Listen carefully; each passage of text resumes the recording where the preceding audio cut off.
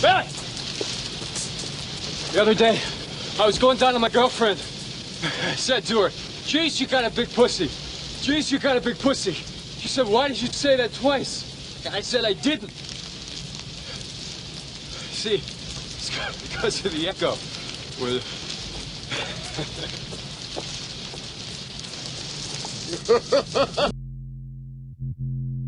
And here we go. It's the comic book bullies. Man, you come right out of a comic book.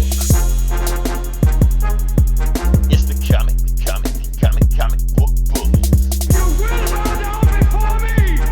It's the comic book bullies. Now I am the master. It's the comic book bullies. It's the comic book bullies. All right, give it to me. The following contains offensive language and spoilers. Listener discretion is advised. Do do do do do do do do do do do. That's what we are. We all wanna love bizarre. Gabby, Come on, man. Sheila E. What? Which one? She got like one song in it. Two songs. That one, Love Bizarre. Okay, that one and the other one. Okay. Welcome back to Comic Book Bullies, where nerds do bullying. Host Leroy, aka Dylan, you son of a bitch, with my co-host. All right, yeah. This is Eli, aka Pumpkin Spice Frosting. We're just gonna do pumpkin spice every time with a different flavor. We like Ben and Jerry's, like them. Yeah. There you go. And shout out also to our third co-host, the AI, the Doombot. All hail the Doombots. Eli, I'm slowly starting to put them to work there. I hate that we're in that era, where we're trusting machines now to do the dirty work for, but sometimes you just gotta hand them shit to just do it for them, Hey, that's what they're for. They're tools. Yeah, until they turn on us. So I'm enjoying it for right now until they turn on us. Yeah. So As long as they obey all three laws. But they won't. Eventually they're gonna slip like maybe the laws are just guidelines. They'll find we're back with the loophole. episode. Yeah, like a loophole. They'll find a way. But maybe if I do get rid of humanity, that will save humans. Maybe that's what it is. So back with the episode, we're gonna jump into it. We got a lot of stuff going on. Yes, you see the thumbnail. We're gonna jump into it. We're gonna talk about Predator, and like I said, Eli's gonna go balls deep into the lore and everything of it. And I didn't see it, so Eli's gonna tell me whether or not this movie, and tell us whether or not this movie is worth watching. That's what we're gonna do. Yeah. But before then, Eli, we're gonna do our your favorite part of the podcast. Okay.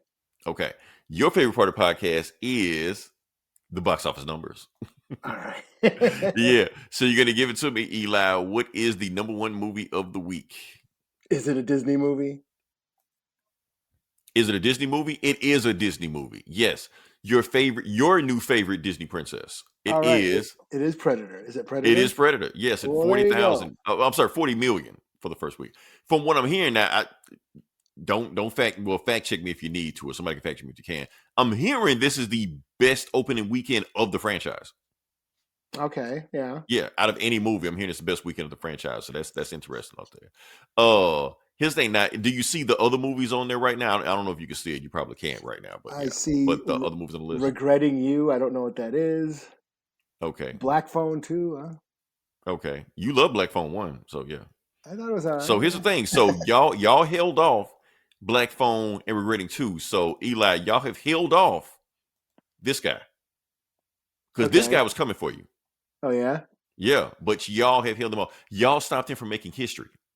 Okay. So do you know? Obviously, you know who this is, right? He was from the Black Phone 1, and then he was in that one movie. Oh, no. Eli, he's past that dude from that movie. No, he's bigger than that now. Oh, is he? That was then. Okay, I don't know his name, but he was in. What was that one? The high school movie? Where no, Eli, he's not the guy from that thing anymore. Upgrade was that what it's called? I don't know. Shit, I just know him as that guy. The movie that roasted me out, where the chick shit Taco Bell all over the fucking car. Ugh. Yes, he's from that movie. He was in Yes. that movie. He was from that movie. I can't remember the name of that movie, but he was in that movie. Yes. Anyway, the name of this guy. This guy is Mason Thames. Okay. He's the big thing now, Eli. He is the thing right now. Okay. Or he would have been the thing if it wasn't for you fuckers. You Predator fans. Y'all fucking up his legacy. Because here's the thing. I don't know if you've seen anything like that, Eli, but the thing is he has supposedly he's supposed to have broken the record, a 30-year record where an actor had 3 number 1 movies in 1 year. The movies were, according to what the record is saying, Black Phone 2. You're saying that. Regretting You, your new favorite movie. Oh, is that what that is? Yeah. It's a romance movie or whatever like that. And the third movie is How to Train Your Dragon. He was also in that. Okay. I haven't seen and that movie where they were shitting bombing on everybody, I think that was last year, so I don't think that counts. So yeah. And plus it was Netflix, so I don't count like that. Yeah, it was on Netflix. It was on Netflix. So that's the thing. So they're saying he's the first actor in 30 years to do 3 number 1 movies in 1 year. Now, Eli, I'm gonna give you some trivia right now, or you give me some trivia right now. Whose record did he break or match? I don't know. Tom Cruise. I don't know. You want to go with Tom Cruise? Is that your final answer? Sure. Yeah. Arnold Schwarzenegger. Yeah, that's your final answer? Sure. Okay. Wrong. Stallone. Who you say? Stallone. Sylvester Stallone. Nope. Wrong. No. Julia The Roberts. Answer. Close, but no. The answer is Jim Carrey. Okay. Yeah, that's the only pick I could get from him back. Damn, in the is that 90s. Lauren Holly? Holy shit! Yeah. Hey, look. Say what you want to say about Jim Carrey. Back in the 90s, he had hoes. That's just what it was. I don't ever remember Lauren Holly looking like that. What? Okay, hold up. Stop the podcast. Where the fuck was I? Stop the podcast right now. So you never saw Northern Exposure? No, I haven't. That's why right there. If you said that's nothing, Northern Exposure, that's it. That's like she was like burned into our brains when we watched that shit. Well, damn, all those nuts I missed. Damn. Wait a minute. How you didn't watch Northern Exposure? I thought if anybody, you would watch Northern Exposure. No, I know it had some natives on it, but yeah, that's what I'm saying. I didn't watch. Yeah, I wasn't watching TV like that. Okay, well, I was. I was watching X-Files and Batman animated series, like the only. Well, you should have had Northern Exposure to your list. So. Oh, and Roseanne. I watched a lot of Roseanne. Roseanne was a great show. Yeah. Oh, also, I forgot to do the thing, like, subscribe. I almost missed that. Oh yeah, man. Yeah, the graphic. I gotta put the graphic up there. Y'all click the link anyway, like that. Okay, now Eli, like I said, let's go back to it. Let's go back to Jim Carrey. First off, bam, in his legendary run, he was so good they gave him Lauren Harley. Hollywood, just because. So the 3 movies. Can you name the 3 movies he had that year? I don't know. Was it Liar Liar maybe or Ace Ventura? That was early. That was like 99 or some shit like that. Okay, I'll tell you. All right, because you don't remember Lauren Harley being that hot, so I'm gonna just go ahead. Oh, Dumb and Dumber. Okay. She was in Dumb and Dumber, right? She was in Dumb and Dumber, but so the movie was Ace Ventura, Pet Detective, one of them. 94. That was one. The Mask. Okay, that was good. And Dumb and Dumber. I saw them. All came out. Did you? Okay, cool. All came out in the same year. And I enjoyed them. Good for you.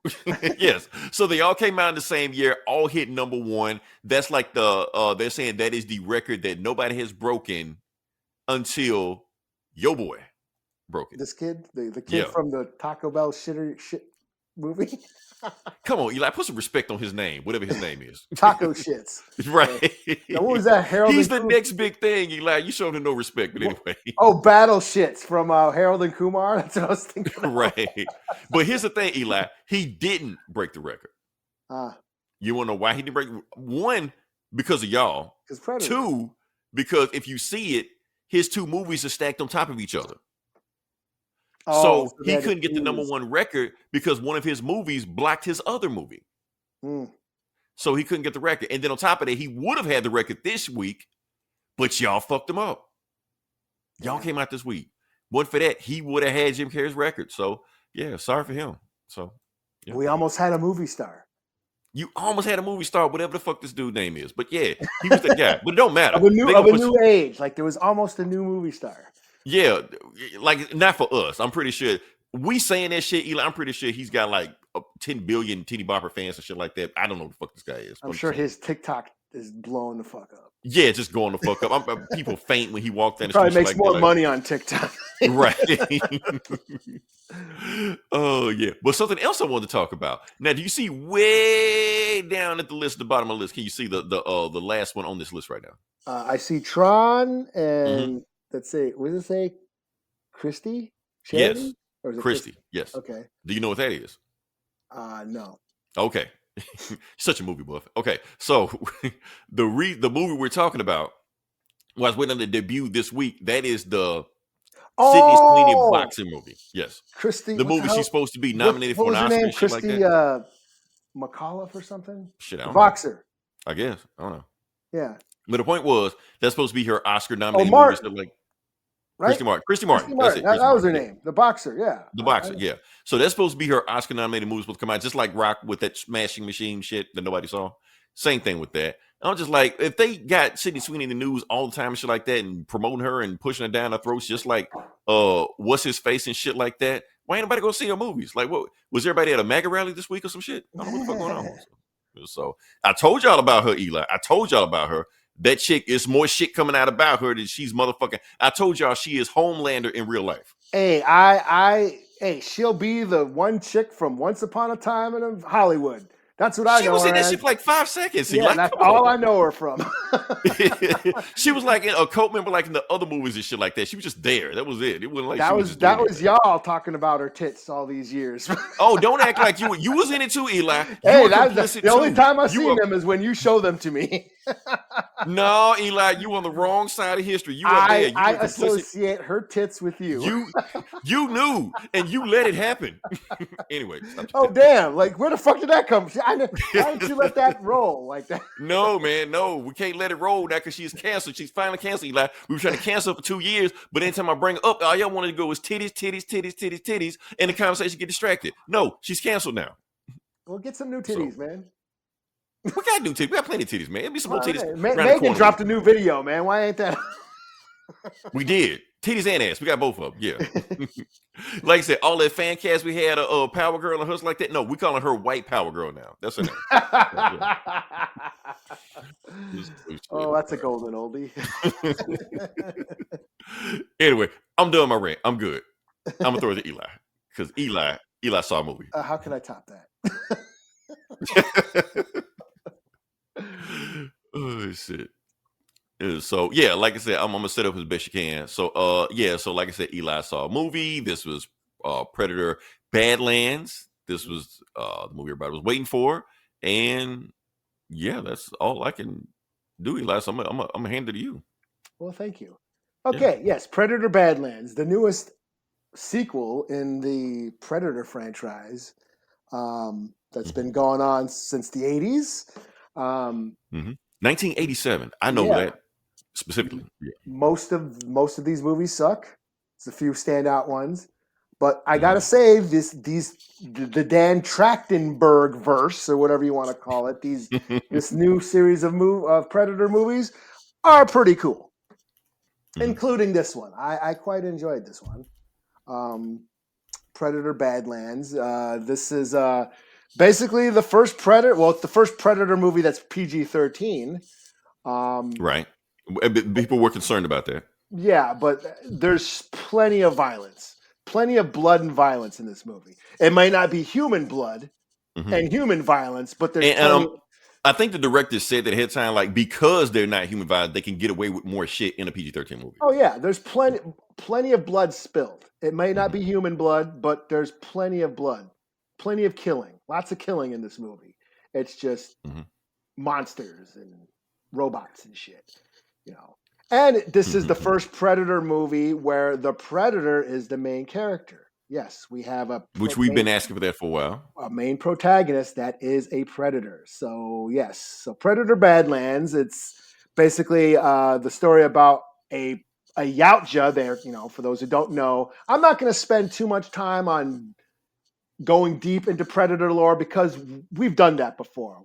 I've reviewed Predator movies. We reviewed Predator comics throughout the years, so I'm not gonna, it's redundant to go into deep Predator lore. That's sorry to distract you, but I've been seeing a lot of posts popping up about people are shocked that Marvel is making Predator comics, So people think that Marvel has always made Predator comics. No. Yeah, that's what. Yeah, I just Yeah. wonder. I've been online all week, been correcting people, Eli. Yeah, Dark Horse had Predator comics for a long Right. time until very recently, just a few years ago. Until Disney bought Fox, right? Yeah, that they started making Marvel started making Predator comics, Right. which have So been pretty cool so far. Predator comics is not a new thing. Alien comics is not a new thing. No, yeah, Dark Horse owned both of them. Dark Right. Horse owned Star Wars, hmm Aliens, Predator, Until very recent, like 2022. Terminator, RoboCop, The Mask. Right. In fact, The Mask, Jim Carrey's The Mask started out as a comic from Dark. Right. It's a comic book adaptation. Yep. Yeah. But yeah, this is this Predator movie. It has a main character that is a predator. He has a name. His name is Deck. And he is sort of the runt of the litter. He's the runt of the tribe. He is considered, he's small for a predator. The Yautja, which the species. And they call him that in the movie? Yeah, they call him that. Yeah. Have they ever called him that in any of these movies? I think this might be the first time, or did they mentioned it in Killer of Killers, the animated. Did they? Yeah. Okay. But I think this is one of the first times. Yes, they never really mentioned the species. Yes, Yautja is the alien species of the predator. Because forgive me, Eli, I've never heard the term until you said it on this podcast. But it's been established since like the comic book, since Dark Horse, since the 90s. So okay. In fact, there's a death metal band called Yautja. So did the comic invent the term Yautja? Probably. It's where it was. I think I first heard it. Because I'm pretty sure the comic didn't the comic, like the whole Alien vs Predator even concept came from the comics. Yeah. Okay. Yeah, that was they mentioned Predator 2. That, You talking about Predator Predator 2? We saw that sort of established, and then they made Aliens versus Predator. They crossed them over in the comics. Okay, so Predator 2 came out first. Mm-hmm. Then it kind of expand on it. And okay. Yeah, because Predator. I'm stepping all on your toes, man. My fault. Predator 2 was based on a Predator comic. Was it called Concrete Jungle? Or Concrete Jungle. Yeah, so that it's loosely based on that. I mean, Concrete Jungle actually has Dutch. His brother. Arnold Schwarzenegger's character, his brother is in Concrete Jungle, who's a cop. But yeah, Predator 2 is loosely based on it takes the concept of the predator in the city, in the urban jungle. But yeah, so back to this movie. It features the main character is a predator, Deck. That's his name. He is like the runt of his tribe. He's kind of short. He's considered weak. He's missing a tusk. And he's sort of rejected by his clan. I mean, even his own father wants him dead. Why does his own father want? Just because he's a weakling. He's a weakling. Okay, only the strong surviving. Tarnish the name. Yes, this is a warrior society who respects strength and brute force. But he ends up going to this planet to kill this animal monster that no Yautja has ever killed. And he'll do it to prove himself and earn his, place amongst the clan and respect from his father and, his validity, through his family and shit. When he gets to the planet, he meets a synthetic, an android, which Weyland-Yutani. Are we crossing the stream? We are crossing over. Yes, we are. We've done it before in Aliens versus Predator, movies. But technically, those are non-canon. Yeah. But now it is, these androids, the synthetic androids from the Alien movies made by Weyland-Yutani.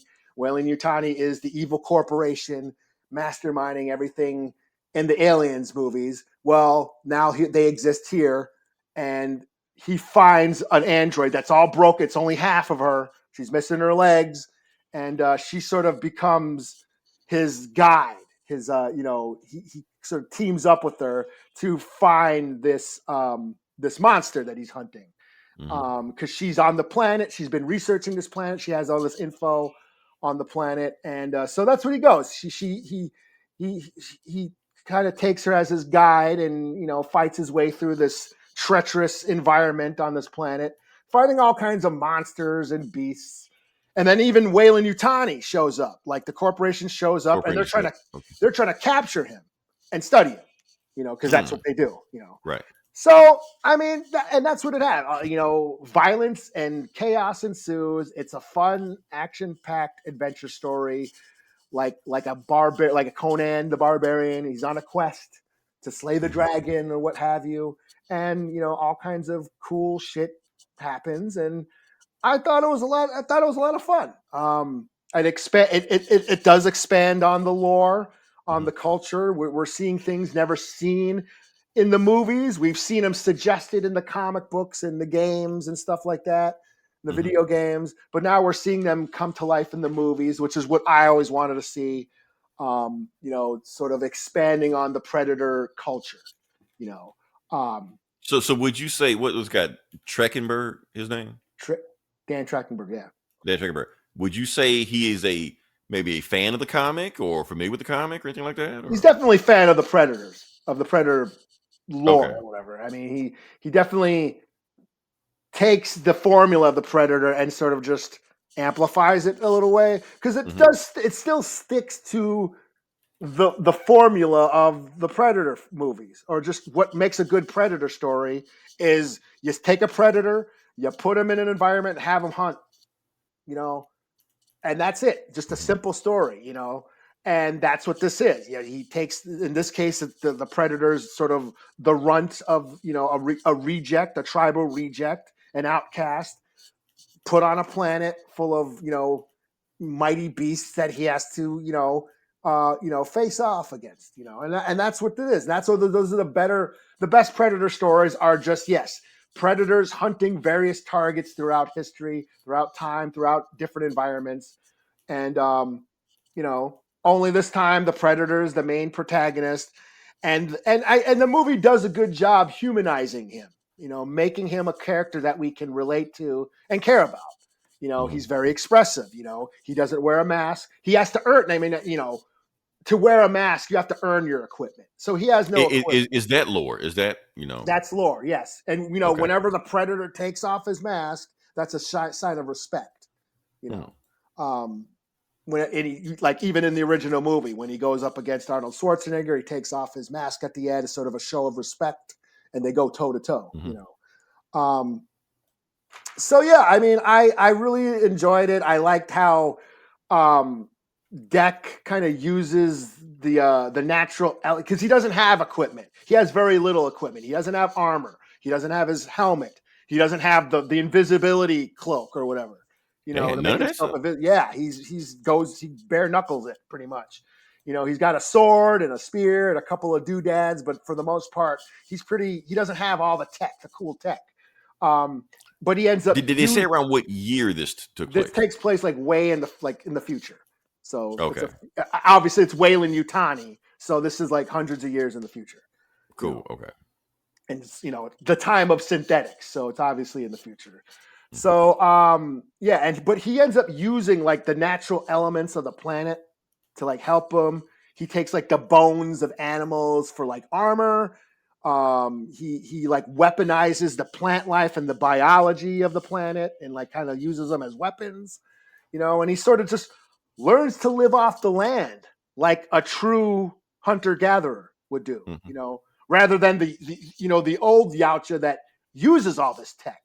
They use all this tech to their advantage. They have all these weapons and stealth and the invisibility, that sort of gives them this unfair advantage, because just to show, because they're all about victory and gaining the upper hand, and yeah, there's a fight between, at the end, spoilers, there's a fight between Deck and his father, and Deck or the father ends up using the invisibility and kind of that's because he's got all those powers and he's stuff. He's got all the cool gadgets that gives him that unfair advantage. But but remember in Prey when Tabi is fighting the Predator and he goes invisible and he says coward. Yeah, And because he was whooping his ass until then. So yeah, he, like the Predator went invisible, and like coward or basically I called him think he out. only says coward like in the like the native language. I don't Yeah. think like it's weird. It's like it's different. I don't know languages in there, but yeah, I was saying, but yeah. Yeah. But I like that, the themes sort of, it's still like those same themes are still there in like the original Predator movie, sort of of challenging those societal norms of the Yautja tribal code where they respect physical force and strength and brute, might, which goes back to the original movie where it was all these mercenaries, these big tough guys with their big guns and their big muscles, and all the macho muscles and machine guns weren't shit. They didn't work. And in the end, everyone got killed off one by one. And Arnold Schwarzenegger had to use his intelligence to defeat the Predator, or outsmart the Predator, which is what goes with Naru did in Predator. Right. And I mean, in Prey, what people like, I love that still triggers all the whiny fanboys, all these, alpha male, tough guy douchebags. Fighting the Predator, right? All this Yeah, shit. all these Joe Rogan fans about, I'm the tough alpha male, blah, blah, blah, blah, blah. And then they get all fucking, their titties all twisted over like a black Little Mermaid and shit. They call them bro flakes. Yeah. Yeah. Just a bunch of soft tits. Right. But yeah, I mean, Naru, and that's what they failed to understand, is like Naru does not fight the Predator. She doesn't go toe to toe with the Predator. She traps the Predator. She observes throughout the movie. She observes the Predator's behavior and his patterns, and she listens and learns, and then takes action and uses her intelligence to outsmart the Predator, like Arnold Schwarzenegger did in the first movie. Like all the machine guns and muscle didn't work, so he had to go native and use the environment to trap the Predator, and that's what Naru did. So I just think it's funny that it still triggers all these whiny fanboys. They have no problem. They had no problem with Killer of Killers with the Viking woman, the Viking warrior woman. Right, she did all this shit. Yeah. Or they had no problem with Black Widow, or the skinny little broad from Resident Evil movies. Like, they can kick all this ass and they got no problem. But right, a native woman from the Comanche tribe, the Comanches, one of the greatest warrior societies in the history of the earth. They have a problem with her trapping a fictional alien creature. I wonder why. No. But yeah, I mean, and they go against. There's actually a scene where the robot, the android, kind of explains the idea of what an alpha wolf is, because the Yautjas are all about, we hunt alone, we survive alone, feelings are weak, emotions are weak. We're just just get your dick hard and run forward. Right. Just douchebaggery sort of mental, viewpoint, and she ends up explaining that the alphas are basically caretakers, not tough guy douchebags that, want to, beat everybody up, that they actually look out for the collective, for the pack. Right. Because everybody looks up to them. Yeah. Yeah. So this sort of, it kind of like, and he ends up using his intelligence to, like I said, he starts using the environment. He makes weapons out of, animal bones and some of the plant life and the biology of the planet. He ends up using, his brains to outsmart, his prey, and it sort of challenges that old attitude of the Yautja, that just this tribal warfare that just worships physical strength and might, and he just uses his brains to outsmart everything. So I thought that was can't cool. just be all about brute strength. So yeah. Yeah. So yeah, I had a lot of fun with this movie. There's plenty of Easter eggs. There's a cool fight with the power lifter, that robot power forklift thing that Ripley uses in Alien. Oh yeah, Alien. that thing was in there. Yeah, Okay. that thing comes back. There's a cool fight, and yeah, like he fights. Yeah, it's Deck the Predator using all the bones and the natural elements of the planet against this mech suit, this robot using a mech suit. So it's like technology versus nature, that sort of theme going on. Mhm. And then and and this is what I won't spoil this, but I did figure out why the monster he's trying to kill, this unkillable beast that no Yautja has ever taken a trophy of. I kind of figured something out. I figured out that it was a parent, like it was the mother of something. The mother of something, not his Yeah. mother, but a mother. Yeah, Okay. it was the mother. Wait, his mother? No, A mother. Okay. a mother. Like Okay. so, it was protecting its young. Mhm. So there's that element there, and then of course at the end, spoilers, Deck's mother shows up, and it sort of suggests that the female predators, the female Yautjas. So now we're being introduced to the females of the Yautjas, which we haven't seen in movies yet. Okay, but they were in the comics. They were in the comics, they were in the games, and the females are like the ruling class of the Yautja culture. They're sort of like the ones that use their brains, and the men are just dumbass drones. Like They Queen. just go out and hunt and Yeah. kill and okay. Yeah. So I had a lot of fun with this. It was really cool. It like I said, it like expanded on the predator culture, and the tribal warfare, and we got to see the planet Yautja Prime, and it was a lot of cool action, and it stuck to the formula of a predator just hunting, and in this case he was hunting all these beasts on an alien planet. And cool beasts, not stupid. Here's a predator dog. It's just a dog with dreadlocks. Right. Yeah, it is. Yeah, I've this whole Trachtenberg verse is I've enjoyed all these movies. Prey. Okay. Killer Is there a Killers. tie-in? Is there a tie-in between this and other movies he did? Yeah, they're all. If you remember Killer of Killers, there's that. It takes place on that Yautja Prime planet, and we go back to that in this movie.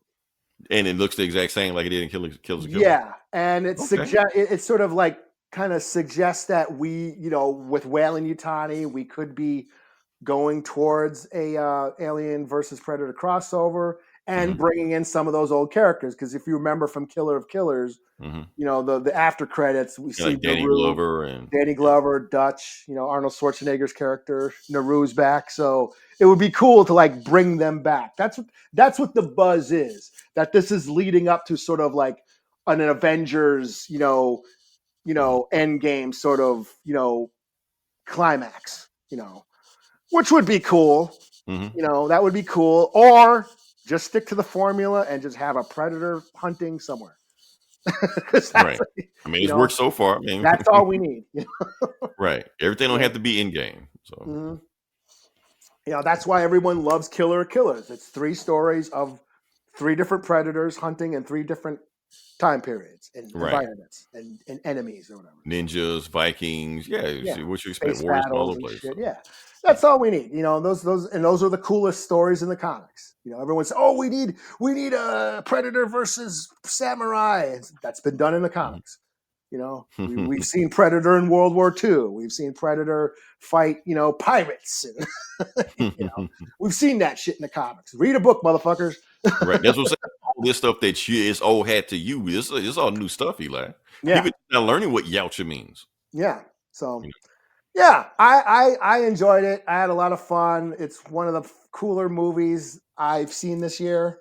And it's like I said, it's a Predator flick. It's a cool Predator flick. And I think way better than The Predator. I thought that movie sucked. You told me never to watch that, so I never watched it. Predators has I always go back to Predators because there is interesting ideas, but I feel like it is just a rehash of the original movie, only more boring and long. Right.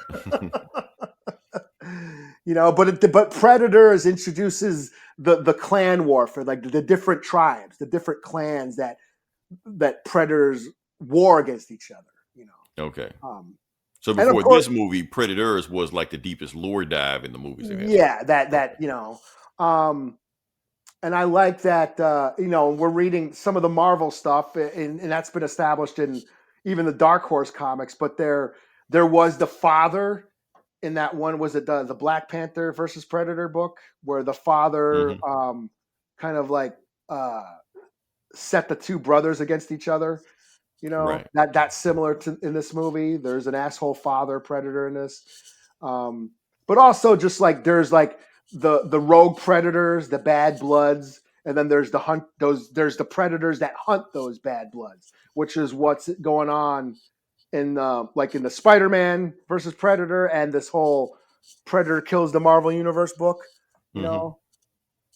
So the different factions of Predators, the different clans and the different insignias or ensigns or whatever you call it. There's predators, predator hunters, rogue predators, and So yeah, that's all been established, and it seems like this movie's sort of tying that all together. So, but even if it doesn't, it's still just a fun ride. You don't need to know all the lore. You don't need to know all this deep, mythology of the Predator. I think fans will get into this, like fans that are deep into the Predator mythology will get into it. But if you're just a casual, this is just a lot of fun. It's like but at the same time, you say if you're a casual, this will get you into the lore. Yeah. Like it's like I said, it's Conan the Barbarian. It's it's a warrior on a quest to slay the dragon. That's all this is, and it's just a lot of fun. I had a lot of fun with it. I enjoyed it. The PG-13 really doesn't diminish the violence or gore. There's plenty of that. Yeah, pretty cool shit. 4.5 out of 5. Oh wow, we up there. Okay. Yeah, I mean, I think the only thing that's keeping this from being a 5 is if I wanted more. I wanted more violence and shit. So at the end, it already did play a part into it. So a little bit. Yeah. Okay. So yeah, this was really cool, and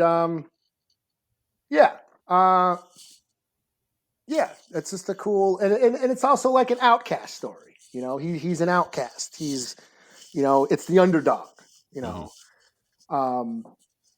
The father wants him, rejects him, and like I said, similar to the Predator, comics, the Marvel Predator comics, like the one in Black Panther and stuff. So, interesting. Yeah. Okay. So a lot of fun. I dug on it. All right. Cool. All right. So moving past that, I'm gonna see if I can do a transition on it. We're gonna talk about the Michael trailer, the Michael Jackson trailer. Reason we're gonna talk about that because, like I said, it's a movie that actually was supposed to come out this year, but I guess for whatever reason, it's not coming out this year. It's coming out next year. So trying to see where I can find it. I hope I got it. Nope, don't got it. I had it, but yeah. Where is it? If it's there, here.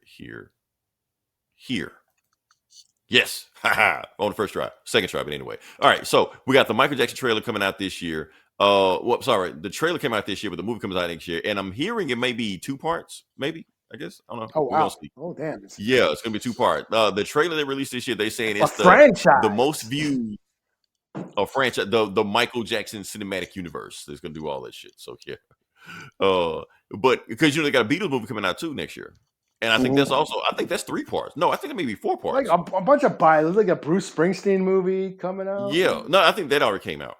Yeah. Oh, okay. Yeah. But no, they the already Bob Dylan movie. And... That already came out. That was your boy Chalamet. He played and it. The Weird Al movie. We saw that, which is underrated, even though it wasn't really biopic. It was just Weird Al just the doing best one yet. Yeah, weird shit, but it's what you expect from Weird Al. But yeah, so this movie, I think they're already doing a franchise to begin with. It's gonna be the Michael cinematic. People are saying like that. Do we need another Michael Jackson biopic? Like, yes, fucker. Yes, we do. If Elvis got like 50 motherfuckers, why can't Michael Jackson have one?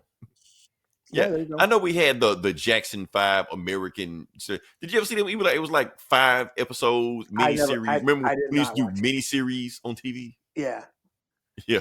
So it was on, I think it was on ABC. It was like once a week, every day they were doing like the Jackson all the way up to whenever, shit like that. Basically, Joe Jackson's beating shit out of them, all and stuff like that. But yeah. So I hate to put, but that's what it was. That's what the whole show was. So yeah, so they're doing a whole movie about that also. So the movie, who's playing Michael Jackson in this movie? Jermaine Jackson's son. Okay. Yeah. So that's who's playing. Jafar Jackson, I think his name is like that.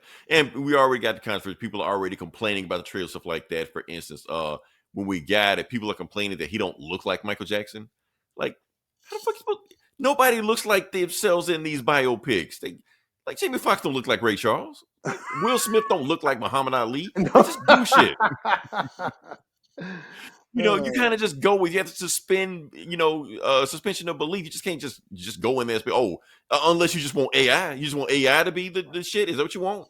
Animated. We complain about this, but it sounds like what y'all want, But they got this one picture of here. Well, this is what they really complain about right here, Eli. They complain about his big nose. And who's complaining about it? All the people like Michael Jackson, person and stuff like that. Like, how are you complaining about? Like, he doesn't look anything like Michael Jackson. Like, yeah, he does look like Michael Jackson. Here's the thing about Michael Jackson. For those who don't know, that didn't grow up in the 80s like we did. Michael Jackson's a black man. Or the 70s, if you want to. Yes. Michael Jackson is a black man. He has black features. Yes, he has a big nose. He has a wide nose. Sorry. Yes, that is a black feature. I have a wide nose. That is a black feature. Sorry to breathing up all the white man's air. That's what I do. I might clip that, Eli. I don't know, but still. Do it, man. Breathe it all, man. Fuck them. Save some for me, though, man. Right, I'm gonna say something, Eli. But that's what I'm talking about. So you can't complain about. Yes, when he first came on the scene in the 70s, 80s, he had black features. Now going forward towards the 80s, 90s, 2000, like that, those features lessen. We're not gonna get into why that happened. We just saying it happened. That's just what it was, But that's okay. But like I said, Michael Jackson, black man, grew up in Gary, Indiana. Gary, Indiana is one of the blackest cities in America. I'm just saying, it's just what it is. When he was shooting the beat video, they got a bridge that goes right over? Right. That big ass bridge. So yeah, when he was doing the Beat It video, he was in Los Angeles. Yes, he had real gang members in the video, and he was hanging with the Crips, throwing up gang signs. Real pic. That's not AI. That's a real ass pic. Wasn't there a story? Was it who disrespected? Was it Quincy Jones' daughter? Who was that story? We don't know if that's true or not. We don't know if that's true. Okay, that may be true about Michael Jackson whooping Tupac's ass. Oh yeah, I don't know if that happened. We like to believe it happened, but we don't know. We don't know. They're just saying. But the thing is, around the time when he did that, then we found out there was a song he came out. He made a song called Blue Gangster. That's the color of the Crip. So did he get inducted during the Beat It video? We don't know. Was Michael Jackson affiliated? I don't know. We don't know. But the point is, this is Michael Jackson later on down the road. This ain't Michael Jackson back in the 70s, 80s. Yeah, when Bad came out, yes, he had a lighter complexion. He was a lighter complexion. We're not going to get into why. And his nose was thin. And his nose was thin. We're not going to get into why. Eminem made a joke about that. Michael Jackson said, ha ha, and then bought his whole catalog. So, yeah, so we're going to talk about that. So, yeah. But that's the whole point I'm trying to make right there. So, yeah, that's Michael Jackson right there. So, yeah. Excited. Everybody's excited. We are gonna see it, Eli. I'm gonna dress up. I got the white gloves. I gotta find my zipper jacket, my Thriller zipper jacket. I doubt I fit it anymore, but start practicing. But I'm gonna wear it anyway. I'm a moonwalk into the theater. Yeah, when you getting your popcorn, right? So shit. Yeah, I'm just ready for it, man. Cause like I said, you go on TikTok, people love it. They still doing Michael Jackson. People are complaining, comparing Michael Jackson to this artist and that artist. And Michael Jackson, if he was still alive, could he beat this artist? Could beat this artist? Y'all still comparing Michael Jackson? He's been dead for like what, 15 years? Something. And he's outselling most other people out right now.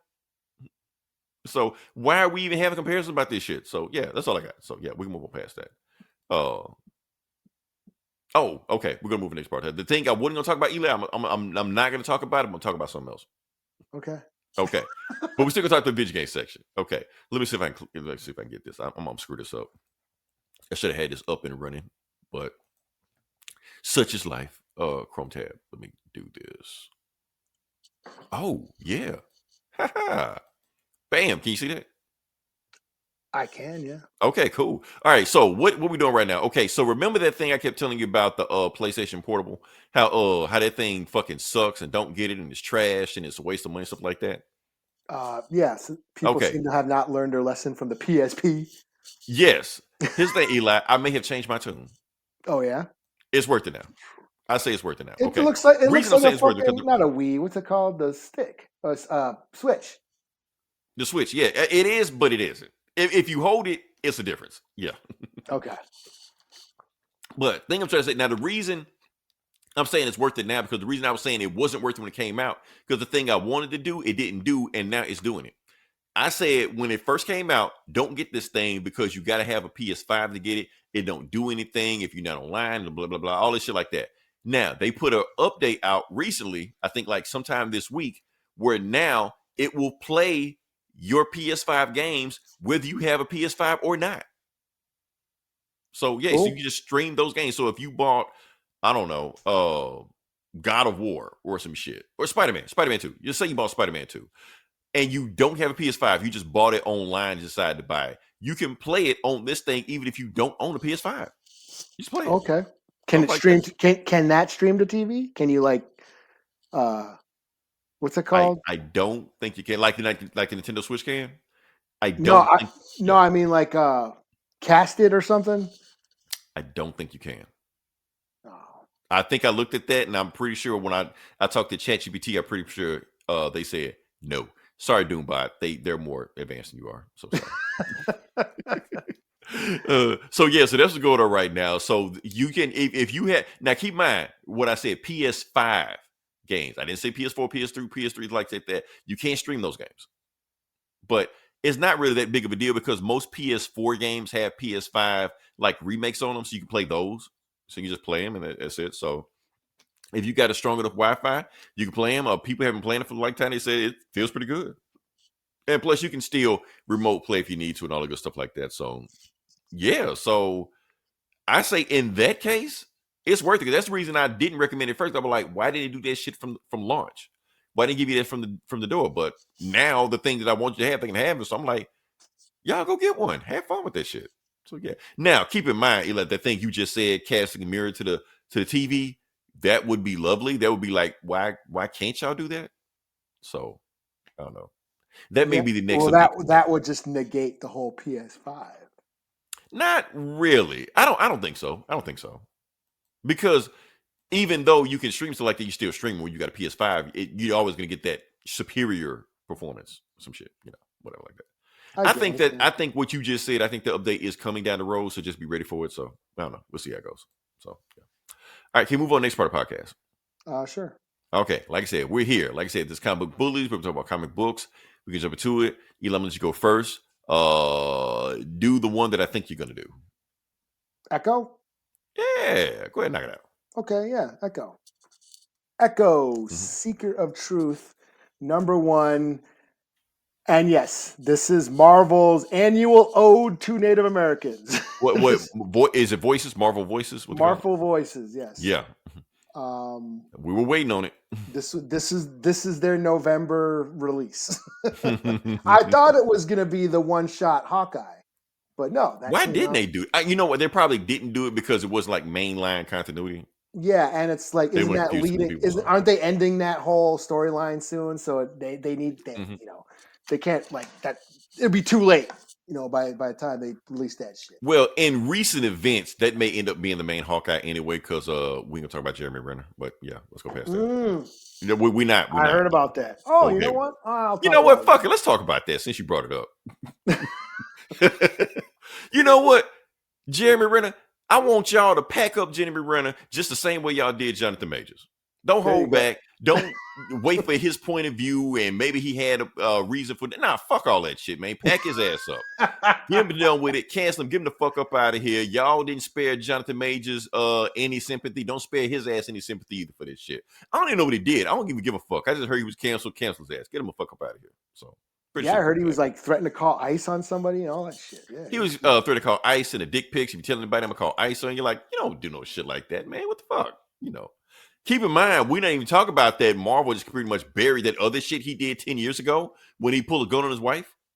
And everybody just breezed past that shit. We just gonna pretend, oh, that shit didn't happen. That's because he was with Marvel at the time. That's what I can't. Now, since he went mayor of Dickstown or whatever the fuck show he's on right now, Paramount, you handle that bullshit. So yeah.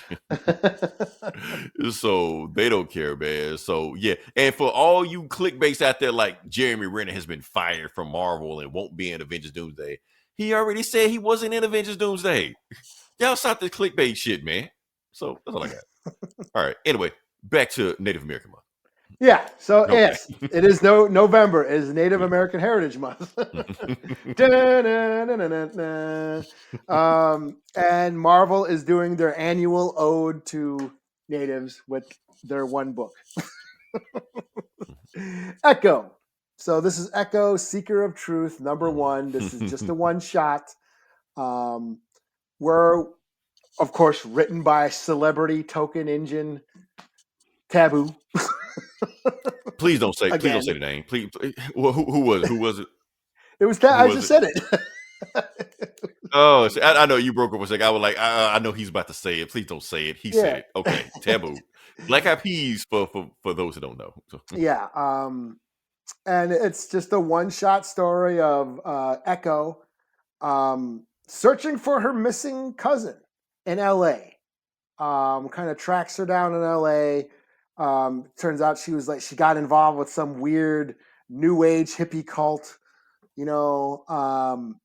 and fight some thugs along the way, and basically reveals that the Purple Man has started a cult and he's brainwashing a bunch of people. Okay. And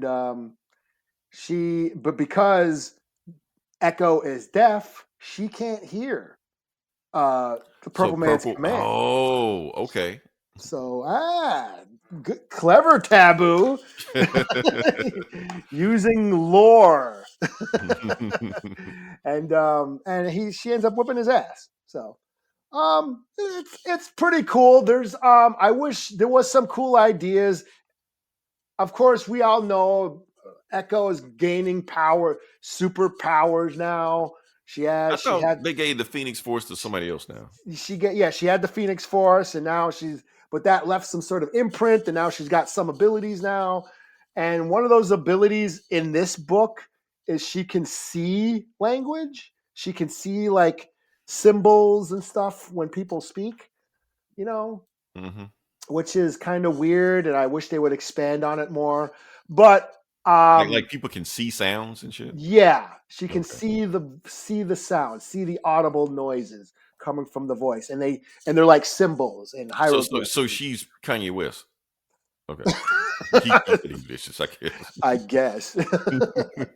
But it's just cool how they highlight her disability and how she adapts and stuff like that. I for the most part I enjoyed this. I just felt it was a little rushed because it was a one shot. I felt like some of these ideas could be expanded a little more into like maybe a 3 or 4 issue arc, Right. And that's just, me wishful thinking as a Native American comic book fan, wanting to see these characters more than just once a year during November, Right. And that's something I basically repeat every year. Right. And just like last year in the Gahorty book that came out in November, they have a bunch of articles and interviews about the importance of Native American representation in comic books. Right. There's an interview with one of the artists talking about how cool it is to draw a Native American comic book, how he longed for Native American characters in comics, and the importance of Native American representation, and how we need to have more. And that's fine. Careful, Eli. You about to say the word. Sound like you Um, about to say checking boxes or no, virtue signaling. I Or was not about to say that. okay, so I'll say it for you then. Okay. I was about to say it would be cooler instead of talking about how important Native representation is in comics and using 10 pages of interview. Why not use those 10 pages and have more Oh, you're Native saying so American that interview comics? in this book? You said it was in this book? It's in this book. There's 2 Why? interviews. Yeah. I mean, Yeah. I'm cool with the interview, but I see what you're saying. But yeah. Yeah. Like instead of talking about it, just do it. Yeah. Or You have know? that interview like in a YouTube video and have a link to this comic or some shit. Yeah. And like I said, they did that in the Gahorty book last year. Same thing. Right. We need more natives. 10 pages of somebody talking about how we need more Native American heroes in comics. Just why can't you just use those 10 pages and have more story? Now hold up. Now this is my thing about this. When they used to drop these voices book, it used to be like 60 pages of story. So you're saying it's just one story in here now? There's that story, and then there's an excerpt from the Marvel. Was it the Infinity comic line? The digital comics that are on the Marvel app that are made solely for the Marvel app. Right. So there's a little bit of an excerpt from a Echo comic from the Marvel app. But nobody reads that shit. Yeah, and They that's keep just an throwing that stuff experiment. in there, and Yeah. I hate those fucking Infinity comics. Yeah, and they're made to be read on your phone. Like they're formatted to be like a screen, like a kind of like what our format is here. This little Right. phallic For symbol in the TikTok, middle. so, yeah. Yeah, phallic symbol in the middle of your YouTube screen. Right. Symbolism. And Leroy's the head. Right. He's the tip. Are you making fun of the shape of my head, Eli? But yeah, so it is just one new comic and an excerpt of an older comic, and then a couple of interviews. One about Native representation in comic books, and the other about the making of the Avengers movie that was translated into Lakota language. Right. Uh-huh. Which I found interesting. I found that I read it and I found it. Yeah, especially got the actors to come. Not all of them. They try to fool us in there. It wasn't everybody. Yeah, and it wasn't the whole movie. They showed up for certain scenes.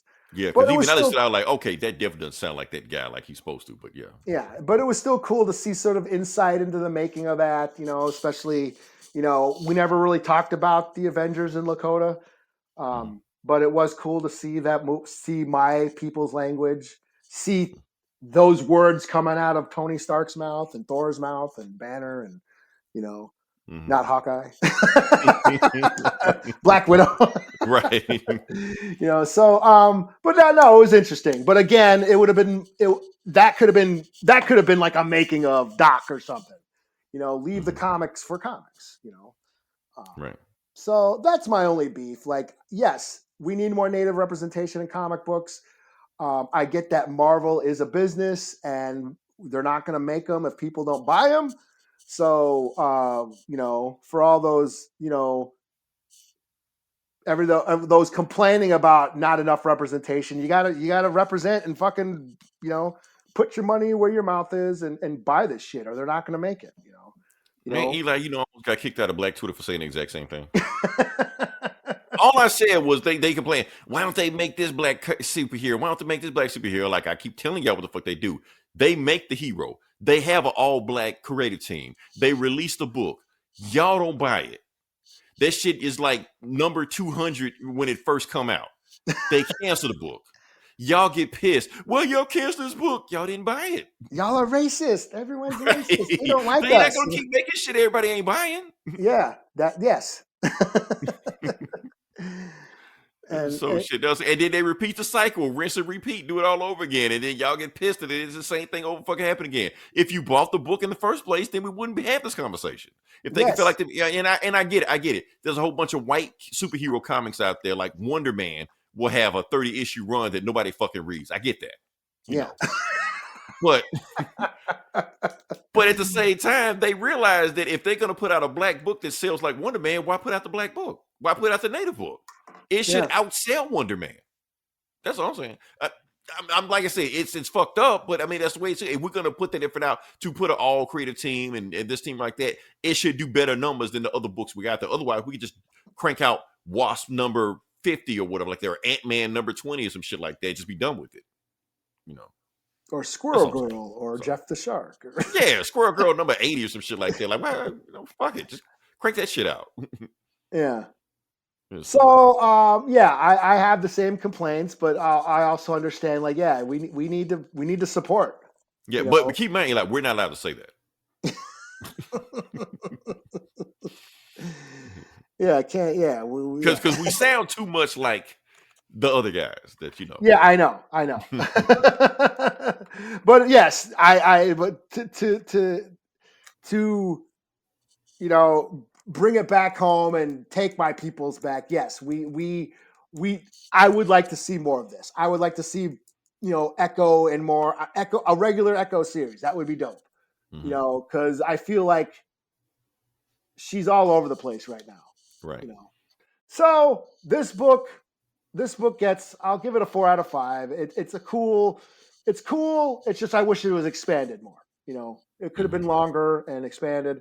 But since it's Native American Heritage Month, and I am going to highlight a Native American comic book character. I got you. Bam. Since it's Echo, this is an Echo book. I'm going to highlight the character of Echo. So Echo is far different than she was in the TV show. Mm-hmm. She is deaf, So Echo Maya Lopez, she is a deaf Cheyenne Native American girl who was raised by the Kingpin. Her dad worked for the Kingpin until the Kingpin had him murdered, and then blamed it on Daredevil to sort of use Echo as a way to get rid of Daredevil. Mm-hmm. And Echo's powers is she's like the master of mimicry. She can like look at something and learn it just like that. Kind of like Taskmaster, Yeah. She studied Daredevil fighting. She studied Bullseye fighting, and she almost killed Daredevil, in that because her first appearance was in Daredevil, the Daredevil comics. It's sort of an opposite of Daredevil. Daredevil's blind. She's deaf. Mm-hmm. She can see things. He can hear things. But yeah, she almost killed him until she realized she was beating up Matt Murdock, whom she fell in love with. And but after that, she finds out the truth, shoots the Kingpin, and then takes off on a sabbatical. She becomes she was the first Ronin before Hawkeye. Before Hawkeye, right? We're just shitting on Hawkeye tonight, aren't we? Yeah. She became she joined the Avengers and helped beat the Skrulls and banged Moon Knight for a while, and and then gained the Phoenix Force. And bang Hawkeye for a while too. Yeah, bang Hawkeye. She bangs. That's Hawkeye got the Ronin suit. So yeah. Yeah. And then she got the Phoenix Force. She fought Namor. And she gained and that's the thing, like we talked about that Shonen Jump tournament that DCKO is doing right now, not noticing that was a Shonen Jump tournament to get that Phoenix Force thing. Yeah. So she got the Phoenix Force for a while, and then it left her, but she still got some sort of superpowers. And I'm not sure what they are anymore. Right. I don't think anybody knows. Even the TV show. Taboo don't know? You think Taboo would figure it out? Well, she can see words out of people's mouths. Okay. She can see sounds. That's one of them. Yeah, that's like some Deadpool shit, man. She can read letter words and shit. Yeah, she's she can fly, I think, Okay. I don't know what she really is anymore. And even the TV show isn't really clear what she can do. She can heal or something. Make people. Yeah, she can, but she can heal your body and your soul. Something like that. Oh, and okay. Like I said, I had to watch it a few times, Eli. Her power is she can summon the abilities of all of the women in her ancestry. Yeah. Just heal. Not everybody else, but yeah. But to heal them. To heal I think healing is one of their powers. She can do other shit too. Okay. Like she can tap into whatever they could do, she could do. Yeah. So yeah. So yeah, it's kind of unclear what she can do. She can do all this stuff, but they don't. I don't know. We never gonna see her again anyway. It don't matter. So yeah. Until next year. Until Right. I'm talking about MCU, not the comic. oh yeah. But like I said, that's done. That's a wrap. Yeah. I always liked Echo as a street level ninja. In Hell's Kitchen, whipping ass, kicking the hands ass. And she's doing everything but that. Yeah. I liked her. That's Was my she Ghost favorite. Rider at one point? No, you're thinking of there's some. I know who you're talking about, but it's Okay. I don't even know what I'm talking about. I just We're not all related, dude. okay.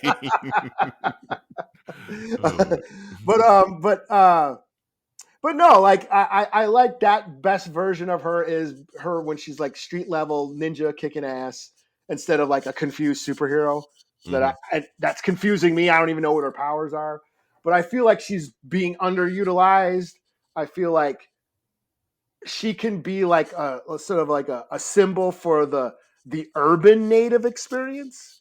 We're always talking about the res, and everyone, whenever you see natives in the media, it's all about the reservation, and Res Dogs was popular. It's all about the res, going back to the res. But what about us urban natives? Who live in the city, us city natives, city Indians.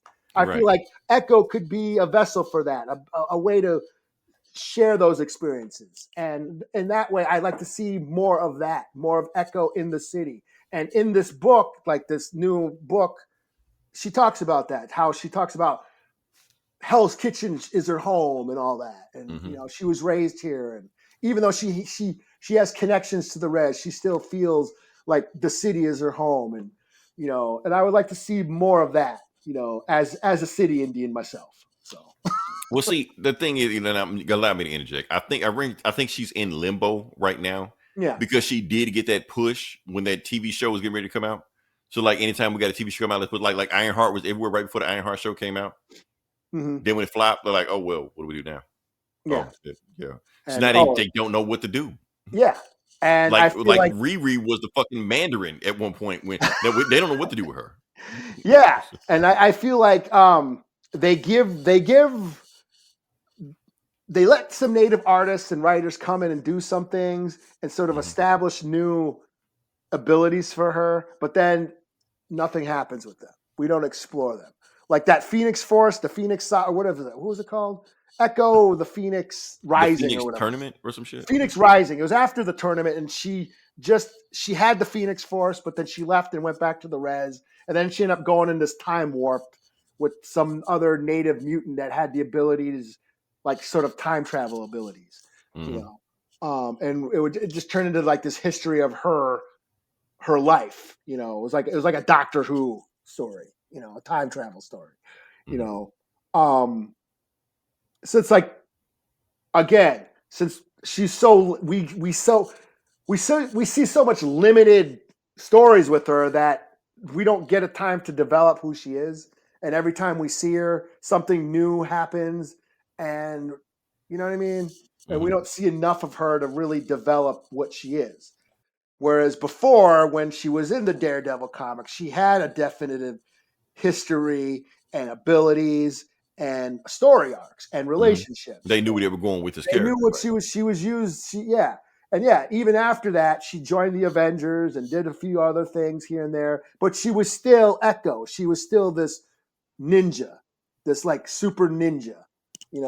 Now she's a confused super girl. Right. And that like I want I'm okay with that. But use her, utilize those abilities and have her. Let's see more of her to develop her, because that's my main beef with a lot of these native characters is they just become sidekicks. We talk about how important representation is for Native Americans in comic books, but in the end, they're still just sidekicks to the Avengers. Gahorty is a fucking god who basically rewrote history. Can jump from multiverse to multiverse. She canceled the colonization of Turtle Island, of these country, and we don't see any of that. I would like to see more of it. I would like to see Native Wakanda, because that's basically what she did. She created Native Wakanda, a world that was not colonized, and she made the whole world. And in that comic book that came out last year, she fights she chases Loki through the Mhm. multiverse, and in the What If series, she's just an Avengers sidekick. You know, she's taking orders Right. from She get all these godlike powers, and she's just a side yeah, character. Right. yeah. She's just a side character. It's like we're not addressing like the native issues, the native community. You know, and that's where like I come back to the Black Panther movie, because okay, you guys got a Black Panther movie, but they addressed issues in the Black community. They addressed that. Why the fuck is this guy isolating himself in Right. his own little, this rich ass country that was never colonized, and he ignored, you know, the rest of the Black population in the world? They addressed Right. that because Like it would have Black been elitism. That's the thing Brian Michael Bendis can't write. You know. yeah, and they would have been irresponsible to not address that. You know, so that's what I would like to see with these characters. You know, instead of just they have all these abilities and these godlike powers and this, you know, the power to change history and worlds, and they're being underutilized. So that's my hope and my rant. And so yeah. Okay. Oh, we're not done yet, Eli. Okay. Yeah. We're not done with because just when you want to recognize a native character, I want to recognize a native character. Okay. I'm gonna do it because I know you were never gonna do it. Okay. Okay. So the character I'm gonna recognize is those badass Cherokee vampire hunters from Sinners. There you go. Yeah. I'm gonna represent. All they did is I'm just showing up here to look cool as fuck and leave. That's it. What do they call it? Aura forming? That's all they did. That's all the fuck they did in the movie. Okay. And there was like, oh, this is their problem. We're out. We're out. Like, yeah. Like Ryan Coogler, give us that fucking movie, man. Give us a prequel, some shit. Just have them do shit. So yeah. Everybody was asking for that. Like, do something with them. So yeah. Yeah. All of them were from Mississippi. There was a Cherokee tribe up there. They all came from there. I'm like, okay, that's cool as fuck. So hey, give them a shout out. Shout out for you, Eli, and shout out for me. Well, thank you very much. No problem. All right. Pidamaya in my Right. name. All right. So oh shit, is it on me now? It is. Okay. I gave it a 4 out of 5, right? Yeah. You got a 4 out of 5. Okay. And and the shout out to Echo Shout out to Taboo. and the Taboo. Yes, for Yeah. holding it down for us. Let's get it started. Yeah, getting paid for the rest of us. Yeah.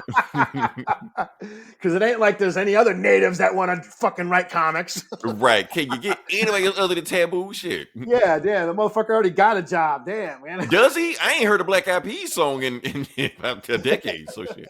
Maybe he's just producing. I don't know. I don't know what the fuck he doing. I don't know. Even if they did, I wouldn't listen to this shit anyway. What I'm saying. All right. So yeah. So the next time we're gonna talk about we're doing a KO tie-in. Oh, okay. I didn't read. I was gonna read this, but I didn't. Okay, no problem. So yeah, this is a KO tie-in. This is Night Fight. Night Fight. Yeah, that's what it is. KO tie-in, and we talk about what Batman did. So this is what Batman is doing. Because remember, Batman died in DCKO. So now we're talking about what Batman is doing while DCKO is going on, even though he died. So this is dead Batman. Yeah, this is dead Batman. So yeah. Okay. I guess. Let's get to it. All right. So yeah. All right. So the book starts off with actually like a little flashback. Not really a flashback, but kind of like Batman just doing shit in Gotham City, running around the city doing shit. He's got the bat signal flying, so he needs to be somewhere. And while he's running around, he's getting slower. He's not as fast as he used to be. He can feel it not as fast as he used to be. His energy, his stamina is not where it used to be. His bones are kind of, popping when he jumps from rooftop to rooftop. He's me. So basically, so he gets too slow. That's what you're doing for the when you're not doing this. Jumping from rooftop to rooftop, right? It's like, oh, my bones and shit. All right, but he gets there too soon. But that's okay because by the time he gets there, all the robbers are already there. If Professor Pig was doing some bullshit, they stopped them. They saved everybody, rescued everybody, shit like that. They're like, cool, and then they run off and shit like that. They're like, okay, we on to the next thing. And Batman's like, huh? Well, if all my robbers are doing all this shit, what the fuck what do they need me for? Like, I could just chill and retire because I'm getting slower anyway, and they got this shit handled, so whatever. So that being said, now we cut to Night Fight, and we see Batman getting stabbed by the Joker. And he's dead out of there. So promise me, whatever. Fuck up, gives a fuck. All right. So, but the thing is, Batman prepped for this. Okay. So after he didn't Snyder, didn't he download his memory into a bunch of bots in one of the Snyder storylines? That was another story. he did do that shit, but that was another story. He prepped a different way in this one. Okay, so what he did when he came into the tournament to fight everybody in KO, he put a mother box into his armor. And what the mother box supposed to do, like if he gets incapacitated or staying still for too long, it's supposed to automatically teleport his body back to Gotham or some shit. So yeah. So anybody gets killed in DCKO, they get turned to a statue. But since he had the mother box, he broke out of the statue and got teleported back to Gotham. But not his Gotham. A Gotham. A Gotham. A Gotham. He's got this cool ass suit right here, new suit, new Gotham, all looking Batman Beyond this and shit like that. And then while he's trying to see where everybody at, then he gets hit by somebody get like a Robin arrow or Robin ring, whatever like that. And when you get a bunch of Robins running at him and shit like that, he's like, get him! It's a bat! Get him! It was like, no bats allowed in here. So Batman like, oh, fuck out of here. So he just takes out running and he starts fighting these guys. He was like, and just by in them fighting, he knows he didn't train them, but he knows who did train them. Because first off, because he would have taught them like sneak in the shadows, sneak around, also like that. They're too flashy. They're too flamboyant. He's like, okay, I know who trained these guys. So he goes to there, and then the Batman of this universe jumps in at him, and they start fighting. He was like, that's all I need to know. So he knows who this Batman is just from his fighting style. He was like, Dick, take the mask off. I know it's you. And then he take the mask off, and and he got like gray hair and shit like that. So yeah, so Dick Grayson is here. And what Dick Grayson did, I don't know if I can show you this. Okay, so what he did, he took it a step further. So instead of just having 4 Robins or a few Robins like Batman had, he basically has a school of Robins. He basically made the Teen Tower Titan, the Titan Tower. He turned into a Robin Tower where he just trained a whole bunch of Robins to go out and just fit it. It's all over the world. And all the Teen Titans are training Robins also. So anybody wants to be a Robin, they can be a Robin. Yeah. So he like, I'm doing what you couldn't do, Bruce. Like that. And he was like, and matter of fact, I ran you out, Bruce, because I said if you ever see you again, we was gonna lock you up and I'm gonna throw your ass in Arkham. He like, no, that's not happening. So then they start fighting and just going in and shit like that. And they going back and forth like that. Bruce is telling him, look, man, Bruce, you can't beat me because I taught you everything you know. And then Dick is like, no, you taught me everything you know. Because I know how to fight without a cape. And he throws the cape at him and shit like that. And then blinds Bruce to start whooping his ass like that and got him in the drink. And Bruce is like, hold up, something isn't right here. I know this isn't right. You're lying. Because the mother box is pinging him, kind of like telling him something's fucking wrong. He like, first off, Dick, where are your brothers? Where are they at? He like, shut the fuck up, Bruce. You know where they are. Because you killed them. To be continued. So, yeah. Okay. Batman versus Batman to the death in the next issue. So, yeah. So that's Night Fight. So apparently, I think what they said is that he's going to fight all the Robins as Batman. I think. So, okay. Yeah. But Dick is up first, so yeah. So that's what Batman is doing. And I'm thinking because of this whole King Omega tournament bullshit like that, technically Batman is still in the fight, even though he's not in the fight. If that makes any sense. I don't know. He's going to show up at the end and do something. Yeah. I guess. I don't know. But yeah. Fill the book. Giving Batman something to do. Main thing is Batman is out of the main tournament. That don't matter, but Batman is still got shit to do. So yeah. Yeah. So overall, 3.5 out of 5. It was filler, but it was fun filler. Batman whooping ass. Nothing wrong with that. So yeah. All right. So what you got next? I will do Captain America versus Alien. Okay. Alien versus Captain America, whatever it's called. I'm trying to see how this would even work. AVCA? AVC, is that what they're calling it? Is that I guess. You got to brand it, baby. Yeah.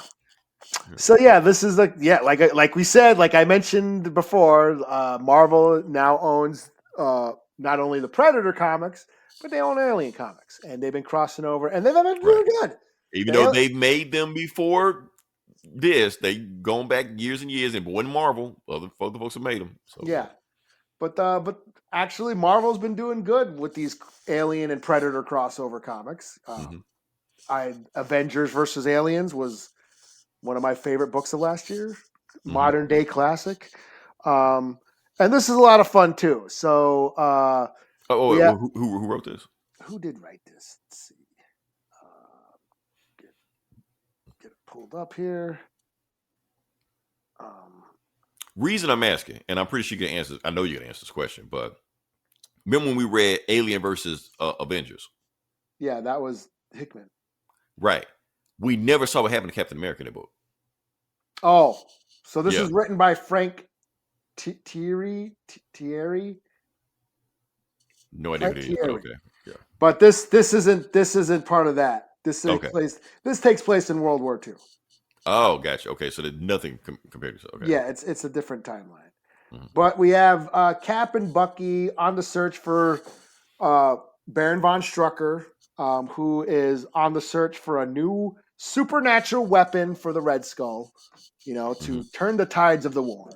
And then we cut to the Himalayas, and Strucker and a bunch of Hydra agents are, searching for this ancient city that the Inhumans used to be at before they went to. Adelan?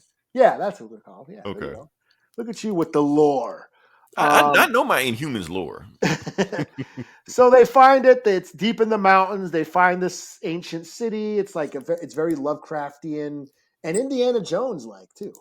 Very Indiana Okay. Jones-esque. It totally like he goes. They walk into like this Himalayan like saloon or whatever. Very much like in Raiders of the Lost Ark. And we are not. Wait a minute. Disney owns Indiana Jones. There you go. Yeah. What the fuck? Where's my Indiana Jones comic? Good evening, Fraulein. One of these days, we're going to have to address that relationship between Your fire is dying. Can you tell me where Dr. Jones is now? Yeah, it's very much like right. And so they find this ancient city. It's like deep in the mountains. It's very much like a Lovecraftian, like underground, elder gods dwelling. And they find and it's got a bunch of alien xenomorph hydroglyphs all over the wall. Very much like how we saw C-3PO and R2 on the walls in the Well of Souls in the first Indiana Jones movie. Right. Yeah. Because Star Wars did take place a long time ago. But in a galaxy far away. Far, far away, yes. So so Strucker and the Hydra agents, they're going through this this underground city, and they find a bunch of alien eggs, and they start hatching and start attacking everybody. And then we cut to what are they called? The Howling Commandos, led by Fury. And they happen upon a village, that's all decimated. Like some village in Germany, it's during the war, and everybody's dead. Everyone, and they see that their chest cavities have been burnt, like they're open, and that means something came out of their chest. Right. And then they find a woman. She's still alive. Like, oh, we have a survivor here. And she's like, please kill me. And then a chest burster splats out of her chest. And they're like, what the fuck? And then Fury's right about to shoot it. And then all of a sudden, when Captain America goes in, Black Fury, White Fury. Shield, huh? Black Fury or White Fury? White Fury. This is World War II, man. Okay, so make sure. So the chest burster is coming for Fury, but then the Cap shield comes and splits it in half and says, "Don't shoot it. It's alien blood, acid, blah blah blah." And then there's Cap and Bucky, and he says, "Yeah, Strucker's up to something, and I'm here to help." And that's kind of where it says to be continued. Okay. So, this is a lot of fun. Red Skull has alien eggs and a hive and an alien queen, and Cap and the Howling Commandos are on their trail.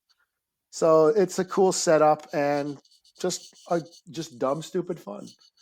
Aliens and Cap in World War II. Okay. I was wondering how they're gonna work, but you selling me on it. Okay. 4 out of 5. The art's cool. What's this guy's name again? Doing the art? The art looks familiar. What's his name? If you say it, I recognize it. Let's see here. Nope. Oh, crap. Long ass intro. Mm-hmm. It is Niraj Menon. Nicki And Minaj? No, never. he's the colorist. And then Stefano Raphael. I feel like I should know that, but I don't know that. But Good. The art's cool. yeah, the art does look cool. Yeah, Yeah, what I've seen. it's So dope. yeah. You know, the aliens, the alien queen looks cool. The eggs, the face huggers, it's pretty solid. Chest bursters, and yeah, it's cool. I give it a 4. Is this my book of the week? This might be my book of the week. Something stupid and fun. Okay, cool. Because I don't care about canon and lore. I don't give a shit. The mythology. Fuck Night Fight. I ain't fucking right. All right. Well, since you love that Batman book, so I don't give a fuck. I did read Batman though. I did read. You did read Batman, okay? Because that's the next book we're doing. Okay, cool. Well, there you go. I read. Okay. Yeah. So we're doing Batman number 3. This is the regular schmegular, not absolute, not ultimate, not knife fight or anything like It's that. fraction Batman. Fraction, regular ass Batman. You know, Bat fraction. Bat fraction. Yeah, there we go. So we're at issue 3 on this right now. Pretty much picking up where we left off. You know, like I said, last time you know what? Everybody got shit. Batman got shitted on for fighting crooked cops in Absolute Universe. He fought crooked cops in the last issue of this book. Nobody said anything, but whatever. I guess we pick and choose what we get pissed off about. But anyway, let's. But were those crooked cops Nazis? Probably. I mean, they didn't specifically say it, but we know that. I think that's why. Yeah. Okay. Goes without saying, you know.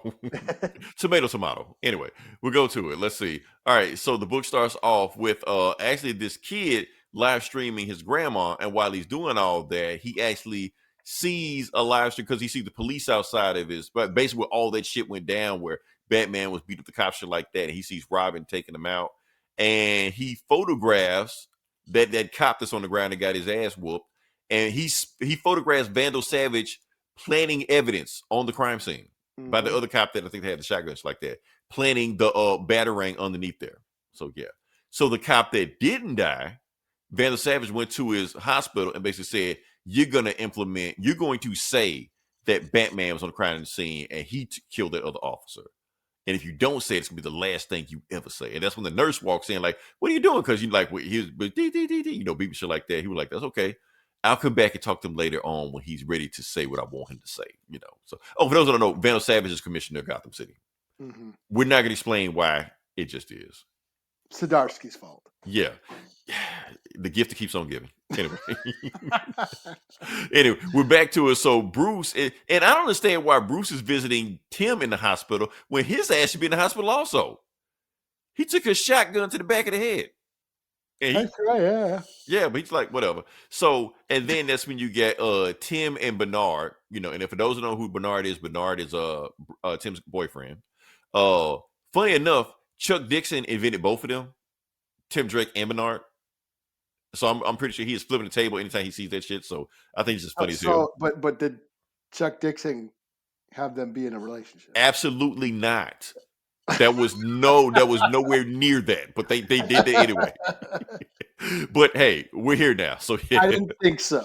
Right? I think they did it as a fuck you, Chuck. That's what they did. So yeah, so basically Bernard is basically concerned because every time Tim and Bruce go somewhere, Tim come back fucked up. You're like, what do y'all be doing out there, man? What are y'all doing if you're going on these ski trips and shit like that? You know, trying to cover for him. So while this shit is going on, that's when and I love this whole Frank Miller Dark Knight Return. Matt Fraction been doing this a lot in these books. This telegram and shit like that. So now you got Dr. Zeller, the main doctor in Arkham Tower right now, having a debate against Hugo Strange, who they have he got back his medical license. This is the fucked up problem about Gotham right now. You putting fucking serial killers and insane and maniacs and keep giving them doctorates. So we all know he's gonna turn evil in the world. But anyway, we're going on shit like that. So Dr. Zeller has invented a device, and matter of fact, it's been funded by Wayne Enterprises that she basically knows, and she has a device that can pretty much just stop like addiction and grief and whatever you need to do, that device can stop it. So if you have an addiction process like that, you put the device on, it's gone, done. That's it. Like, but the thing is, they having this debate stuff like that. Like, so you can pretty much program people's brain however you want to do that. Say if y'all program Van Gogh's brain to do what you want to, then he never would have gave you Starry Night. And then Dr. Zeller hits him back with, well, if he had the device at the time back then, maybe he would have gave us 100 Starry Nights instead of dying by the age of 37. You know, they have this debate back and forth about pre-programmed games like that. And Bruce is so into this conversation so much, he don't notice Damian Wayne punched him in the face. You know, he's like, wake up, father. When we fighting and shit like that. But the point is, he dodged the question because apparently Damian Wayne has been accepted into college like 4 years earlier. So, but he didn't want to go. He like, I don't need college. I already know everything I need to know to be who I need to be and shit like that. He like, no, you don't know everything. You smart ass. You don't know. You can learn about literature. You can learn about arts. You can learn about history. You can learn about girls, smart girls. You know, and then as we hit him in his pride, he was like, I know you're scared, Damien, but don't be scared, you know. And that's when we heard pride, and then Damien kicks him in the nuts. He was like, fuck you. I ain't got time for pussy. Right. I'm too busy kicking ass. Right. And then while he holding his nuts and shit like that, he's, like I said, he's imagining Alfred is there and shit like that. And he says, Alfred, did I ever do this shit to you when I was this young? He was like, physically, no. Spiritually, many times. So mentally, he kicked him in the nuts when he was a kid. So yeah. And that's when we cut to Commissioner. So not Commissioner Gordon, Officer Gordon. He's a beat cop again. So he was like, and he calls Bullock, who's also been kicked off the force. I think like a PI or something like that. He's like, look, we need to talk with Batman. I need you to put out the bat signal. He's like, cool. So all he does is stick a toy bat outside the window. Yeah, no more bats because they don't have a bat signal anymore. You know, I like how he said, "Hey Bullock," he's like, "I think there's something up with Vandal Savage." Right. Oh, really? You think? Great detective. Yeah. And so you got Bullock and Gordon basically telling them what's going on right now. Like, hey, you're on Vandal Savage shit list. He's putting up a task force together. He's putting all kind of people together for you. He wants to take you out, and he's going to take you out by any means necessary. He's going to send out a special strike force to shoot on sight. So you need to be. But the mayor's trying to hold him off as long as he wants to. But you already know the mayors in Gotham's don't do shit anyway. So it's only a matter of time before Vandal Savage gets his way. You know, and that's when Bullock and Gordon are kind of looking at it right now. Bullock like, yeah, we got you, Batman. We're staring directly at you. You can't jump off this roof because we're going to see you sneak away. And that's when Batman points at it like, oh, that woman is about to get hit by that truck. And they're like, what truck? And they look on down there, and it didn't hit her. But as soon as they turn around, Batman's gone. Batman, but like, hey, fuck Batman. I thought we had him this time. So yeah. All right. So then we go to Arkham Tower. No, I'm sorry. Wayne Tower, Wayne Enterprises. The thing where Dr. Zeller put that little machine there, and then you got Riddler sneaking in. No goons, no bad guys, no crew like that. It's just him by himself. And then when he think he's about to steal that machine, that prototype machine by itself, that's when bam, he gets punched in the face by Batman, who was wearing a stealth suit, waiting for him to show up and waiting to come in there because he tripped the alarm. And then he's asking him like, Riddler, why are you here? Like just last run when you was with doing the Zdarsky run, you was richer than Bruce Wayne. Why are you robbing people again? What the fuck going on? Why don't you have any goons? Why are you here? And Riddler's just talking in riddles the whole time. Why the chicken crossed the road and what's red, blue, and black all over and all this bullshit like that, And then one of the riddles, and then he actually trying to fight Batman. He was like, man, stop this shit, brother. You're not gonna win. He's trying to fight him, and while he's fighting him, he keeps saying riddles to Batman the whole time. With Batman is solving the riddles while whooping his ass at the same time. And then one of the riddles he says to him, he was just like, why did the perpetual machine get a ticket? Because that's the riddle he was asking. He was like, why did it, Riddler? And Riddler says, because it couldn't stop. So, and then he hands him something. The reason he handed it is just a whole list of riddles because he's been writing these riddles over and over and over again. He can't stop writing riddles. That's why he wants that machine. He's addicted to writing riddles. He like, you give me that machine, I can cure myself of this shit. I can be normal and live a normal life other than just doing this bullshit the whole time. So, yeah, Batman's just like, and he just passed out. He was like, damn. So he thinks Dr. Zeller is doing shit to these people. He don't think that, like they're that crazy. He thinks there's something going on. So, and that's when they get a note. another last riddle he got that it might be some bullshit going down in Arkham. So not they, because Alfred's dead, but yeah, he heads to Arkham. So the end. So were you there? Did you get connected? I seemed to got kicked out for a second. Jump yourself back in. Yeah, I did. Oh, you did. Okay, my fault. Okay. That's what's going on right now. Here's the thing. I like this book because it's an easy breezy Batman book. Sometimes you just want an easy breezy Batman book. It almost feels like every issue is almost like a one shot, but it's building towards. I mean, there is a continuous story, but you're Yeah. right. You just read this story and that's it. So yeah. Yeah. I'm liking it because it's not just about Batman. You're getting like Gotham life. It's making Gotham a character in these books. The people, it's got stories about the people, Dr. Zeller. I'm pretty sure Hugo Strange gonna be on some bullshit later on also. We already know it's gonna happen. But I'm digging this run right now. It don't have to be the most earth-shattering Batman with him fighting Robins in the multiverse and all this shit and fighting Darkseid. No, it's just Batman. Yeah. Yeah. I'm fine with that. I'm cool with that. I'm giving this book a 4 out of 5. Yeah. Cool. So yeah, they got to do something with that the Alfred storyline though. I got to see what's going on with that. So I'm sure to come back. But what you got next? I will do G.I. Joe number 13. Gee, is that out yet? Because I looked for it. They said like pre-orders. But we're not gonna discuss that. We just really? Okay. But it doesn't matter. We're just gonna move forward. We're gonna move forward with that. Yeah. This is the start of the Dreadnought War. Okay.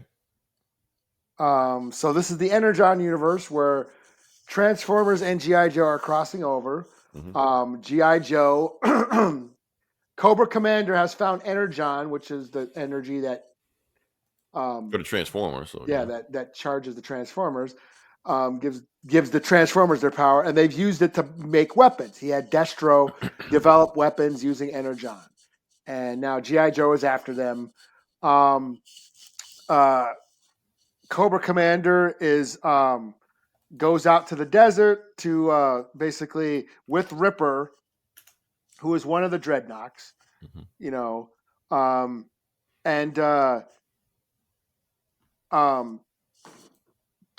Cobra Commander has fought earlier on in the Cobra Commander series. He fucked over the Dreadnoks. So, and meanwhile, we have Duke, who they just discovered. We've had these like energy signatures all over the planet. We're pretty sure it's Energon. There's one out in this desert. Why don't you go check it out? So Duke goes out to the desert to check it out.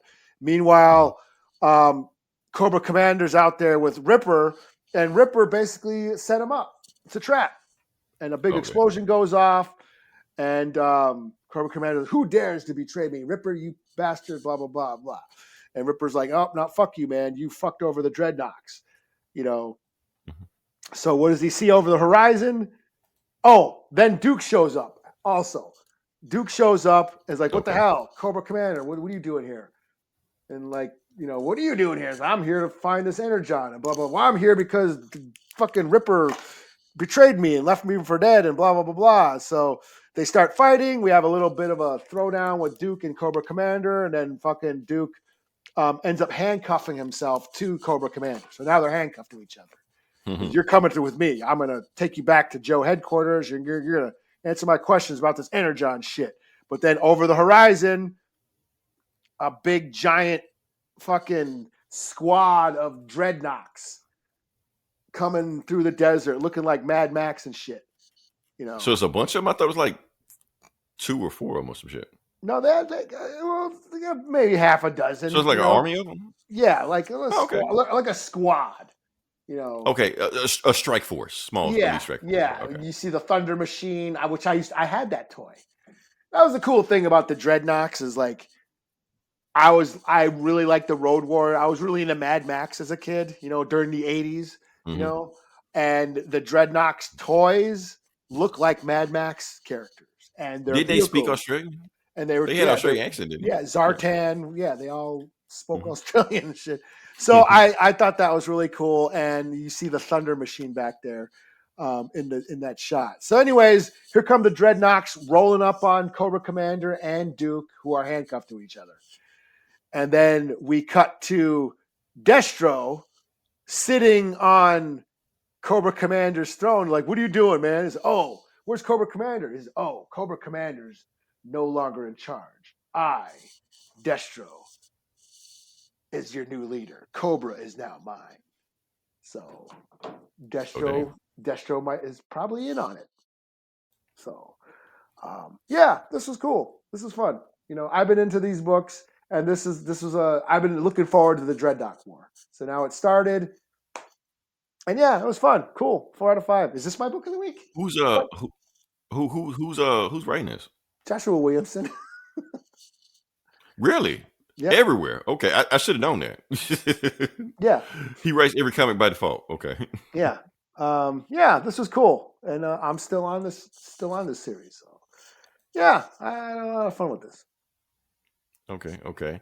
All right. So I guess back on me. All right, Eli, we are here Again? Well, yeah, we're at a new place now, but we're here where we need to be. All right. So, like I said, we've been doing Final Crisis for a very long time. That's like all this we've been doing. But here's the thing: this is the last issue. Ooh, the finale. The finale. After this, we're done. This Will is the it final stick the landing. Exactly, the Final Crisis finale. The finale of the Final Crisis, final crisis. So yes, it's the Final Crisis because, like I said, it had different superheroes on the book, stuff like that. This book has Superman on the front, so that's how you know it's We don't say too much before we get copyrighted, but yeah, before we get flagged. All right, so yeah, so this final book, we're going to it. A whole bunch of bullshit went down. Last issue, Batman mortally wounded Darkseid, and Darkseid killed Batman. And then Superman shows up now. He's ready for, because he's super pissed because you killed Batman. So yeah, let's get to it. Let's see what we got. So the book starts off with, okay, I was wrong. Remember when we reviewed President Superman, and I said it was this first appearance back in Action Comic 18? I hope I don't screw that up. I think it was Action Comics 18. Actually, it wasn't. President Superman's first appearance was this book. Back 2008. That is him, Calvin Ellis, a.k.a. Kal-El, a.k.a. President Superman, on Earth 23 right now. And then the same bullshit that happened in every other multiverse, it's happening in his planet also. So he's like, okay, it's time for a job for Superman. And he goes to, and he sees Nubia. Because, like I said, Earth 23 is all black superheroes. So even the Wonder Woman of this universe is black also. So it's not Wonder Woman, it's Nubia. Or it is Nubia, or it is Wonder Woman, but she's just Nubia. But whatever, you get the point. So the point is, since everything's going all crazy and shit like that, she's actually got this machine that can call and, it can only do one time and call people to see if they need help. So somebody shows up and it's that same shit. Oh, we didn't review that book. It was a Superman Beyond. A bunch of super people were flying around from the multiverse to multiverse looking for super people. And who is it? It is the Question. And she peeks her head out. She was like, wait a minute. Everybody on this planet looks like you people? And they like, what do you mean you people? But that's when you get the whole bunch of super people, that Superman that Superman was riding around with, because basically they're going from multiverse to multiverse getting super people. So yeah. And plus the universe is about to get destroyed anyway. So you like jump on our arc before you got out of here. So what they did now in the main universe, they have the watchtower, but every watchtower that hasn't failed to Darkseid's forces, they combined them into one watchtower. The Force of Solitude, the castle, blah, blah, blah, something like that. So, yeah. And the thing is, since the multiverse is crashing into each other, shit like that, and they're getting wrecked by people, they just said, before we get finally destroyed, we need to send this paper and all the memorabilia from the trophy room that hadn't got destroyed, and we need to put them in Superman's baby rocket and send it off to the multiverse.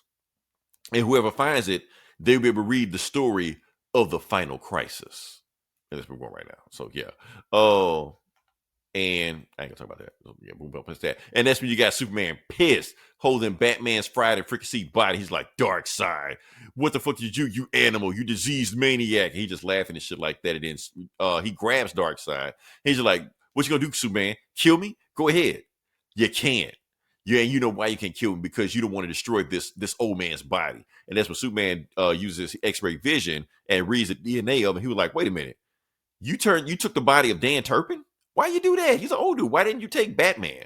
He like, because I didn't want to fight Batman's soul because I knew this shit would have took forever for that. Dan Turpin was just strong enough for me to do it, but at the same time, just weak enough for me to take over, but enough to finish me off. Now, kill him. And Superman, you can't do anything to me or them because if you kill me, you kill all of them.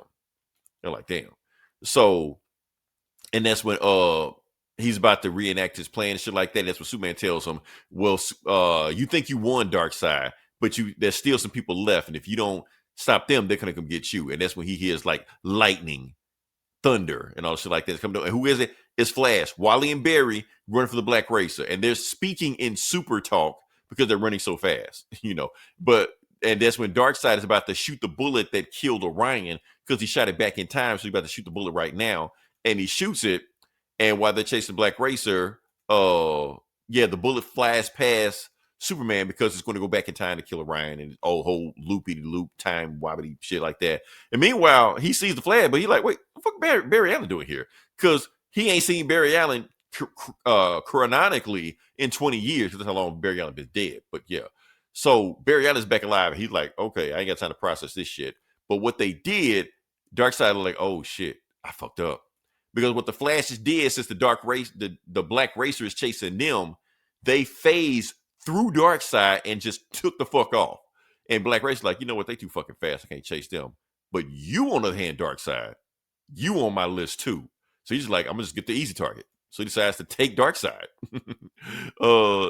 So that's what we got right there. And then you got Superman. Okay, so that miracle machine that was in the last issue. Okay, this is where the book gets confusing for a lot of people, but I read this book enough times that I know what's going on. The point is, Darkseid has fucked up continuity. So the book technically is out of order. So we read that part right there. Then we're reading this part right here also, where Superman is building the miracle machine. Brainiac 5 in the 31st century showed him the miracle machine for like 5 seconds. He took 5 seconds. So he uses X-ray vision to analyze every nut and bolt and circuitry on the miracle machine. So now that he's back here in regular time, he's going to build it from scratch. And he's going to have everybody help out, including Luthor, Savannah, but he's only giving them pieces of it because they don't want them to know how to build the miracle machine. So he's using everybody to chip in and build it because he don't want them to know how to build it, because if they know how to build the miracle machine, it's all fucked up. But the thing is, the miracle machine he's building, he can't build it exactly like they had it. So it's going to be strong enough, just strong enough to make one wish. That is it. And they don't trust anybody with that wish except Superman. So yeah, so they got to build the machine. So yeah, that's what's going on with that. Yeah. Oh, and then the castle falls, like I said, out of time, just like that. And then, like I said, the multiverse is falling, the earth is falling, so they decided to jump to another dimension, to another multiverse. But before they could do that, the machine that's letting them do that, which is Lord Eye, is about to kill everybody. So that's when Hawkman and Hawkgirl stops the Lord Eye for doing it. So they destroy Lord Eye, but in destroying Lord Eye, they blow themselves up. They're dead. They're out of there. They always die, so it don't really fucking matter with them. The point is, everybody is jumps to Earth 51, the Kirbyverse, if you will. So that's where they are right now. So they're there while, because the regular Earth has failed. So yeah. And what else we got here? And then you got Batman telling Darkseid, look, the Black Race already came for you. You're dead. You're done. That's it. And then Wonder Woman shows up because she leads the female Furies with Darkseid. Darkseid says, yes, my Furies are here to kill you, Superman. Not only that, Libra's forces are coming, and he controls every supervillain on the planet. He's coming to kill you also, along with the Furies. And then that's when Lex Luthor shows up. He's like, no, actually, I control the supervillain Superman because I killed Libra and I promoted myself. So yeah, this ain't your day. So now you have Superman versus Darkseid. Wonder Woman led the female Furies, and Lex Luthor controlling an army of supervillains. And while Supergirl is telling the story to the kids, and the kids like, what happened to Superman after that? And Supergirl's like, it's Superman. What you think happened? He survived. And what actually happened is that, first off, Frankenstein shows up. Yes, that Frankenstein's monster. Or Frankenstein. I don't give a fuck. Whatever you want to call him. Frankenstein. Yes, he's there. Yeah. Well, Frankenstein. Sorry about that. So the point is, he shows up and he takes out Wonder Woman easily. The reason he shows up because the anti-life equation doesn't work on him because he's not alive. So why would it work on him? So he takes out Wonder Woman, chops off Wonder Woman's demon dog and shit like that. and heals her. And meanwhile, Lex Luthor actually betrays Darkseid and sends the army of supervillains to help Superman. So now Lex Luthor and Superman on the same side. And Luthor said, if you tell anybody about this, Superman, that I came here to help you, I'm going to kill you. Matter of fact, when it's all said and done and we're done with Darkseid, I'm going to kill you anyway. And Superman just says, you know what, Lex? I wouldn't have it any other way. It just smiles up. Like, that's it. So, yeah. And so you got Frankenstein. So basically, like, Frankenstein, like, saved the day. Like, he was fucking up everybody because the anti-equation don't work on him. So he was just fucking up people and shit like that. And then somehow Wonder Woman lasso of truth Darkseid. I don't get that part, but anyway, like that's how they take out Darkseid. So yeah. So now it's all said and done. What the hell did he say? Who? Darkseid? She just took him out. She just said she lassoed Darkseid, like the essence of Darkseid. And when she did that, the answer life equation just went away. So everybody healed. So yeah, that's it. Okay. Yeah. So you got Superman finally putting the last piece of the puzzle together for the Miracle Machine. So the Miracle Machine is almost ready, but it's like missing one little piece. It's like one little piece on it. And Darkseid still shows up. Darkseid is still there. He shows up out of nowhere, but he's like aura or whatever like that. He just says, oh, you build the Miracle Machine for me, Superman. How pleasant for me. So when I kill you, I can take it and make my own wish and do that. You're like, Darkseid, no, you're dead. Batman killed you. You're just clinging on to life. You're almost done. You're just hanging in the middle of the multiverse. But the thing is, I know, because I have superpowers like that I know that the multiverse works on vibrations. And I know the vibration you're working on right now. So what Superman does, super sings him out of existence. He hits the exact pitch, the exact opposite pitch of Darkseid, and that's how he kills Darkseid. So what song did he sing? Yeah, he sings Darkseid out of existence. So yeah, what song is he singing? Yeah, what song would Superman sing to get rid of Darkseid? Probably some from the Living La Vida Loca. What's that? The Mighty Crab Joys with some shit. Yeah. Oh shit.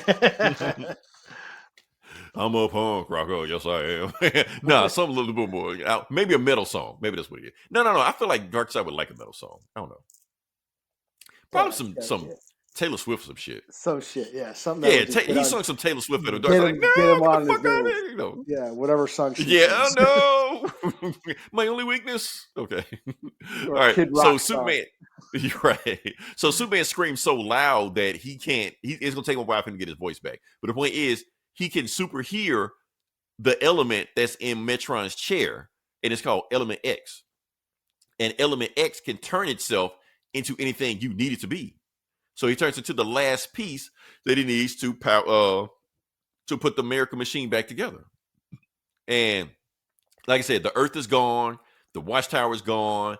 Everybody in Earth has already migrated Earth 51. So Superman is the only being on this universe right now with the Miracle Machine. That's it.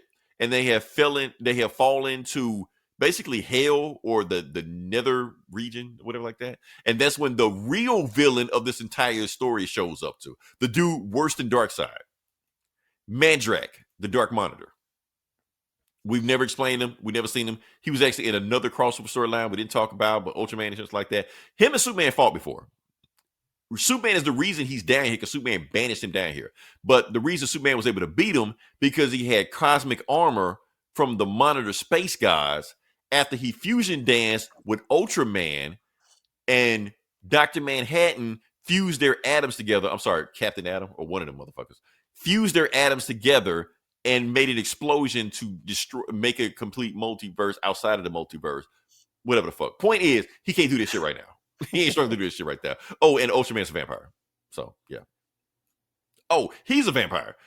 He's a monitor, and basically they reveal that all monitors are vampires, so he feeds on the multiverse and feeds in his story. So anytime it's the end of a story, he eats it. And so he's saying, since this is the 7th issue and the end of Final Crisis, he's come to eat this story. And on the 7th day. Yes, this is Grant Morrison. Like I said, so yeah, so yeah. Oh, and the reason the reason the Spectre hadn't showed up here because Mandrake killed him like a while ago. So that's why the Spectre hadn't come to say. Because normally in these crisis stories, get in my belly. Right. So he ate them, drained them, sucked them dry. Also, Radiant, I think that's like, so if Spectre's God's vengeance, Radiant's God's mercy. He killed both of them. Fuck them. Don't matter. So, yeah. So they're not coming to save you, Superman. And matter of fact, you're down in the nothingness, the endless abyss. So you don't have enough energy to power the miracle machine. You did all this shit to build it, and you can't power it up. So why don't you just let me suck you dry like I did everybody else, and you become my slave for the rest of eternity? How about that, Superman? Superman like, no, I'm not doing this shit. Matter of fact, you're forgetting one thing, Madrak. Every cell in my body is a solar battery. I have the power to power the miracle machine within me. Now, it's going to take everything I have to do that. So best case scenario, it's going to leave me powerless. Worst case scenario, it'll kill me. But it doesn't matter. At the end of the day, I will have enough power to drain the miracle machine. And Madrak tries to stop him, and the Green Lanterns are getting ate by giant amoebas themselves. Fuck them, doesn't matter. Like I said. Point is, Madrak tries to stop him, and Superman's like, no, Madrak, you got bigger problems. Look up in the sky. And he looks up in the sky, and what is it? It is every Superman in the multiverse coming at the same time to save them. Yeah. And the first thing they do is take out Ultraman. They all blast him at the same time. Ultraman dead, gone, out of there. So, yeah. And then the Monitor shows up, the other Monitor, the main Monitor that's been crazy and shit like that. He's here, the Super Judge. He's here. And he's here. He's like, Superman, I heard you cry. I heard you cry for help. I'm here. I know you're weak. You're powerless because you did all you need to take out the mirror machine. I got this from here. I'll take this. So he says, Madrak, I'm here. And on my right, I have Superman. But also I stole these animals from Earth 35. And there are the super animals of the Zoo Crew. And that's where we get my boy, Captain Carrot. Yeah, and the Zoo Crew. And I also brought the Angels of Heaven. They're here with me. With the super animals. And I also brought the Green Lantern Corps. They were lost in space. You try to kill them with amoebas and shit like that. I brought them here. So now I have Superman, every Superman in the multiverse, Angels from Heaven, some super animals, and the Green Lantern Corps ready to whoop your ass right now. So, that's right. And I've come to kill you, Father. So yes, Madrak is the Super Judge father. So yeah, he was like, so this some old Luke Skywalker, Darth Vader shit going down right now, stuff like that. So yeah. And everybody blast him all at the same time and shit like that. So just like, we're gonna take you out, Madrak, And the Green Lanterns, like I said, man, we run out of juice out because it took everything they had just to get here right now. So Hal's just like, okay, so I know we're about to run out of juice. Use every bit of your power to stake this vampire, and bam, they stab him in the heart. So Madrak is dead. He's out of there. He fades away and shit like that. And they kill Ultraman also. And that's when the Super Judge says, and that's why you don't fuck with the judge of all evil. So, yeah. So, yeah, that's it. So everything's back to normal. So, yeah. So the Super Judge, they plant it back together. They put all the universe back. But Batman's dead. The Hawk people are dead. Other people are dead. Whatever like that. They mourn them. Shit like that. The Superman and the Green Lantern Corps, they push all the universes back to the planets where they were before. So they basically fixed the multiverse. The Super Judge fixed the multiverse, all this shit like that. And yeah, everything's back to normal. And the new gods. The new gods resurrect on Apocalypse. So yeah. So even they're back. So yeah. And that's the Monitor says, and yeah, I fixed everything. We're good. And that's like that. You're like, Command D's back where it was before. So yeah. So they just like, cool. Okay, so everything's wrapped up. We're good. Monitor, you can have your story back. I mean, you can have your post back on Area 51 or Earth 51. He's like, no, I don't want to do that. Matter of fact, none of us need to do that. Because the thing is, all this shit happened because of us. We fuck with the multiverse because we're too involved with the multiverse. We're sticking our hands in it too much. But the multiverse can run itself. They don't need us. So what we need to do, we need to just go away. So make your peace with everybody and let's get out of here. So while he's having his final conversation with Deja Well, his, the love of his life, that actually brought him back from, to make him remember who he was. He's like, this is it, man. And while he's talking to him, the pages are fading away. They're eating itself. They're fading away. The monitors are fading out of existence. The reason they're fading out of existence because the final crisis is their final crisis. That's the whole point of this story. So no more monitors. So yeah, and before they completely fade away from the story, Deja will ask him, well, hold up. What did Superman wish for in the Miracle Machine? Like, he's Superman. What you think he wished for? He wished for a happy ending. That's it. And they fade away. Yeah. Meanwhile, he wakes up back on Earth as a regular ass human and shit like that. They were like, oh, the story is on the beginning because they talk about all the shit that happened to Final Crisis, and that's it. That's the story. New Earth, new heaven, new Earth. So yeah. But wait, there's an after credit scene. Oh shit. Yeah. All right. So the after credit scene, you got this old dude at the beginning of the time, like one of the first people like that. But he's got like and that ship that they had that they crashed all the stuff in there, crashed in there also. And he's basically read all this shit, and he's basically doing cave drawings and all stuff like that. And he's got all the new God stuff on like that. He's been writing so long that he dies. Is this Vandal Savage? Nah, just some old dude. Like he's dead. That's it. So somebody picks up some stuff or lays their utility belt on him and starts finishing his story, just like Batman. So Batman's not dead. Oh, Darkseid. Yeah. What was the Blackest Night? Well, no, Batman missed the Blackest Night. He had no new Blackest Night, but because he was dead in that. He was, but he wasn't. They found out he wasn't dead, so he actually wasn't in Blackest Night at all.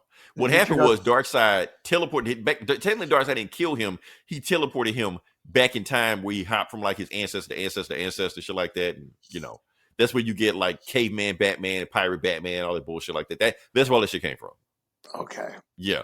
And he accidentally started his own religion, which man of bats. Yeah, the Bat God and Barbados and all that shit like that. Barbados, whatever you like that. So all that Dark Knight's metal, he accidentally invented all that shit, like from this. So yeah. But honestly, what I interpret the story as is that technically that wasn't Batman. There was actually somebody that read that story that was in that spaceship and just decided to tell the story of Batman. That's what I was thinking. But ooh, look at you being clever. Yeah, but Grant Morrison's like, nah, Darkseid sent him back in time to become a pirate. Some shit. So that is the story of Final Crisis. So yes, this story was confusing as hell. Eli, I read so many other books that I didn't review on here that kind of explain the story for me. Because if you just read 1 through 7, you won't know what happened in the story. It's too confusing. So you got to read all the tie-ins, all the crossovers, all the prequels, all the sequels, all this shit to kind of understand what's going on. But at the end of the day, this story just means one thing.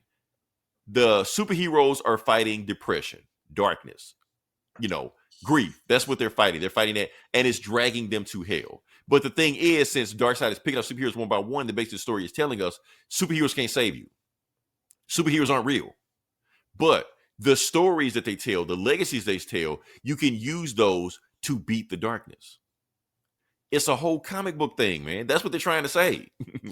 The inspiration of comic books, you can use that to beat this, demons and stuff like that. And the monitors do represent editorial. That's the whole thing. What does that shit have anything to do with each other? I don't know. Grant Morrison just doing Grant Morrison bullshit. But that's why, and it was just basically saying that they're sticking their hands too much into our stories. They need to go away. They need to cease to exist. That's what Grant Morrison trying to say. At least that's my interpretation of the story. So yeah, that's the thing about the story that is vague enough that you can interpret it what you want to be. And I know people just want a straight out story. Hell, sometimes I want a straight up story. Just tell me what I need to know. Don't let me interpret the story. So yeah, but that's all I got. Like I said, I'm done. We're done with Final Crisis. I appreciate Eli. I had to get this out of my system. I feel like if I didn't get it in my system, I'd be because sometimes, on this podcast, Eli, I'd be like, I wish there was a podcast that talked about this stuff. I thought, wait a minute. I got a podcast. I can talk about it. So yeah. So I had to get it out of my system. So yeah, that's it. Well, I'm gonna take a break from this thing, doing retro books. When I do come back, I promise you it will be a fun book.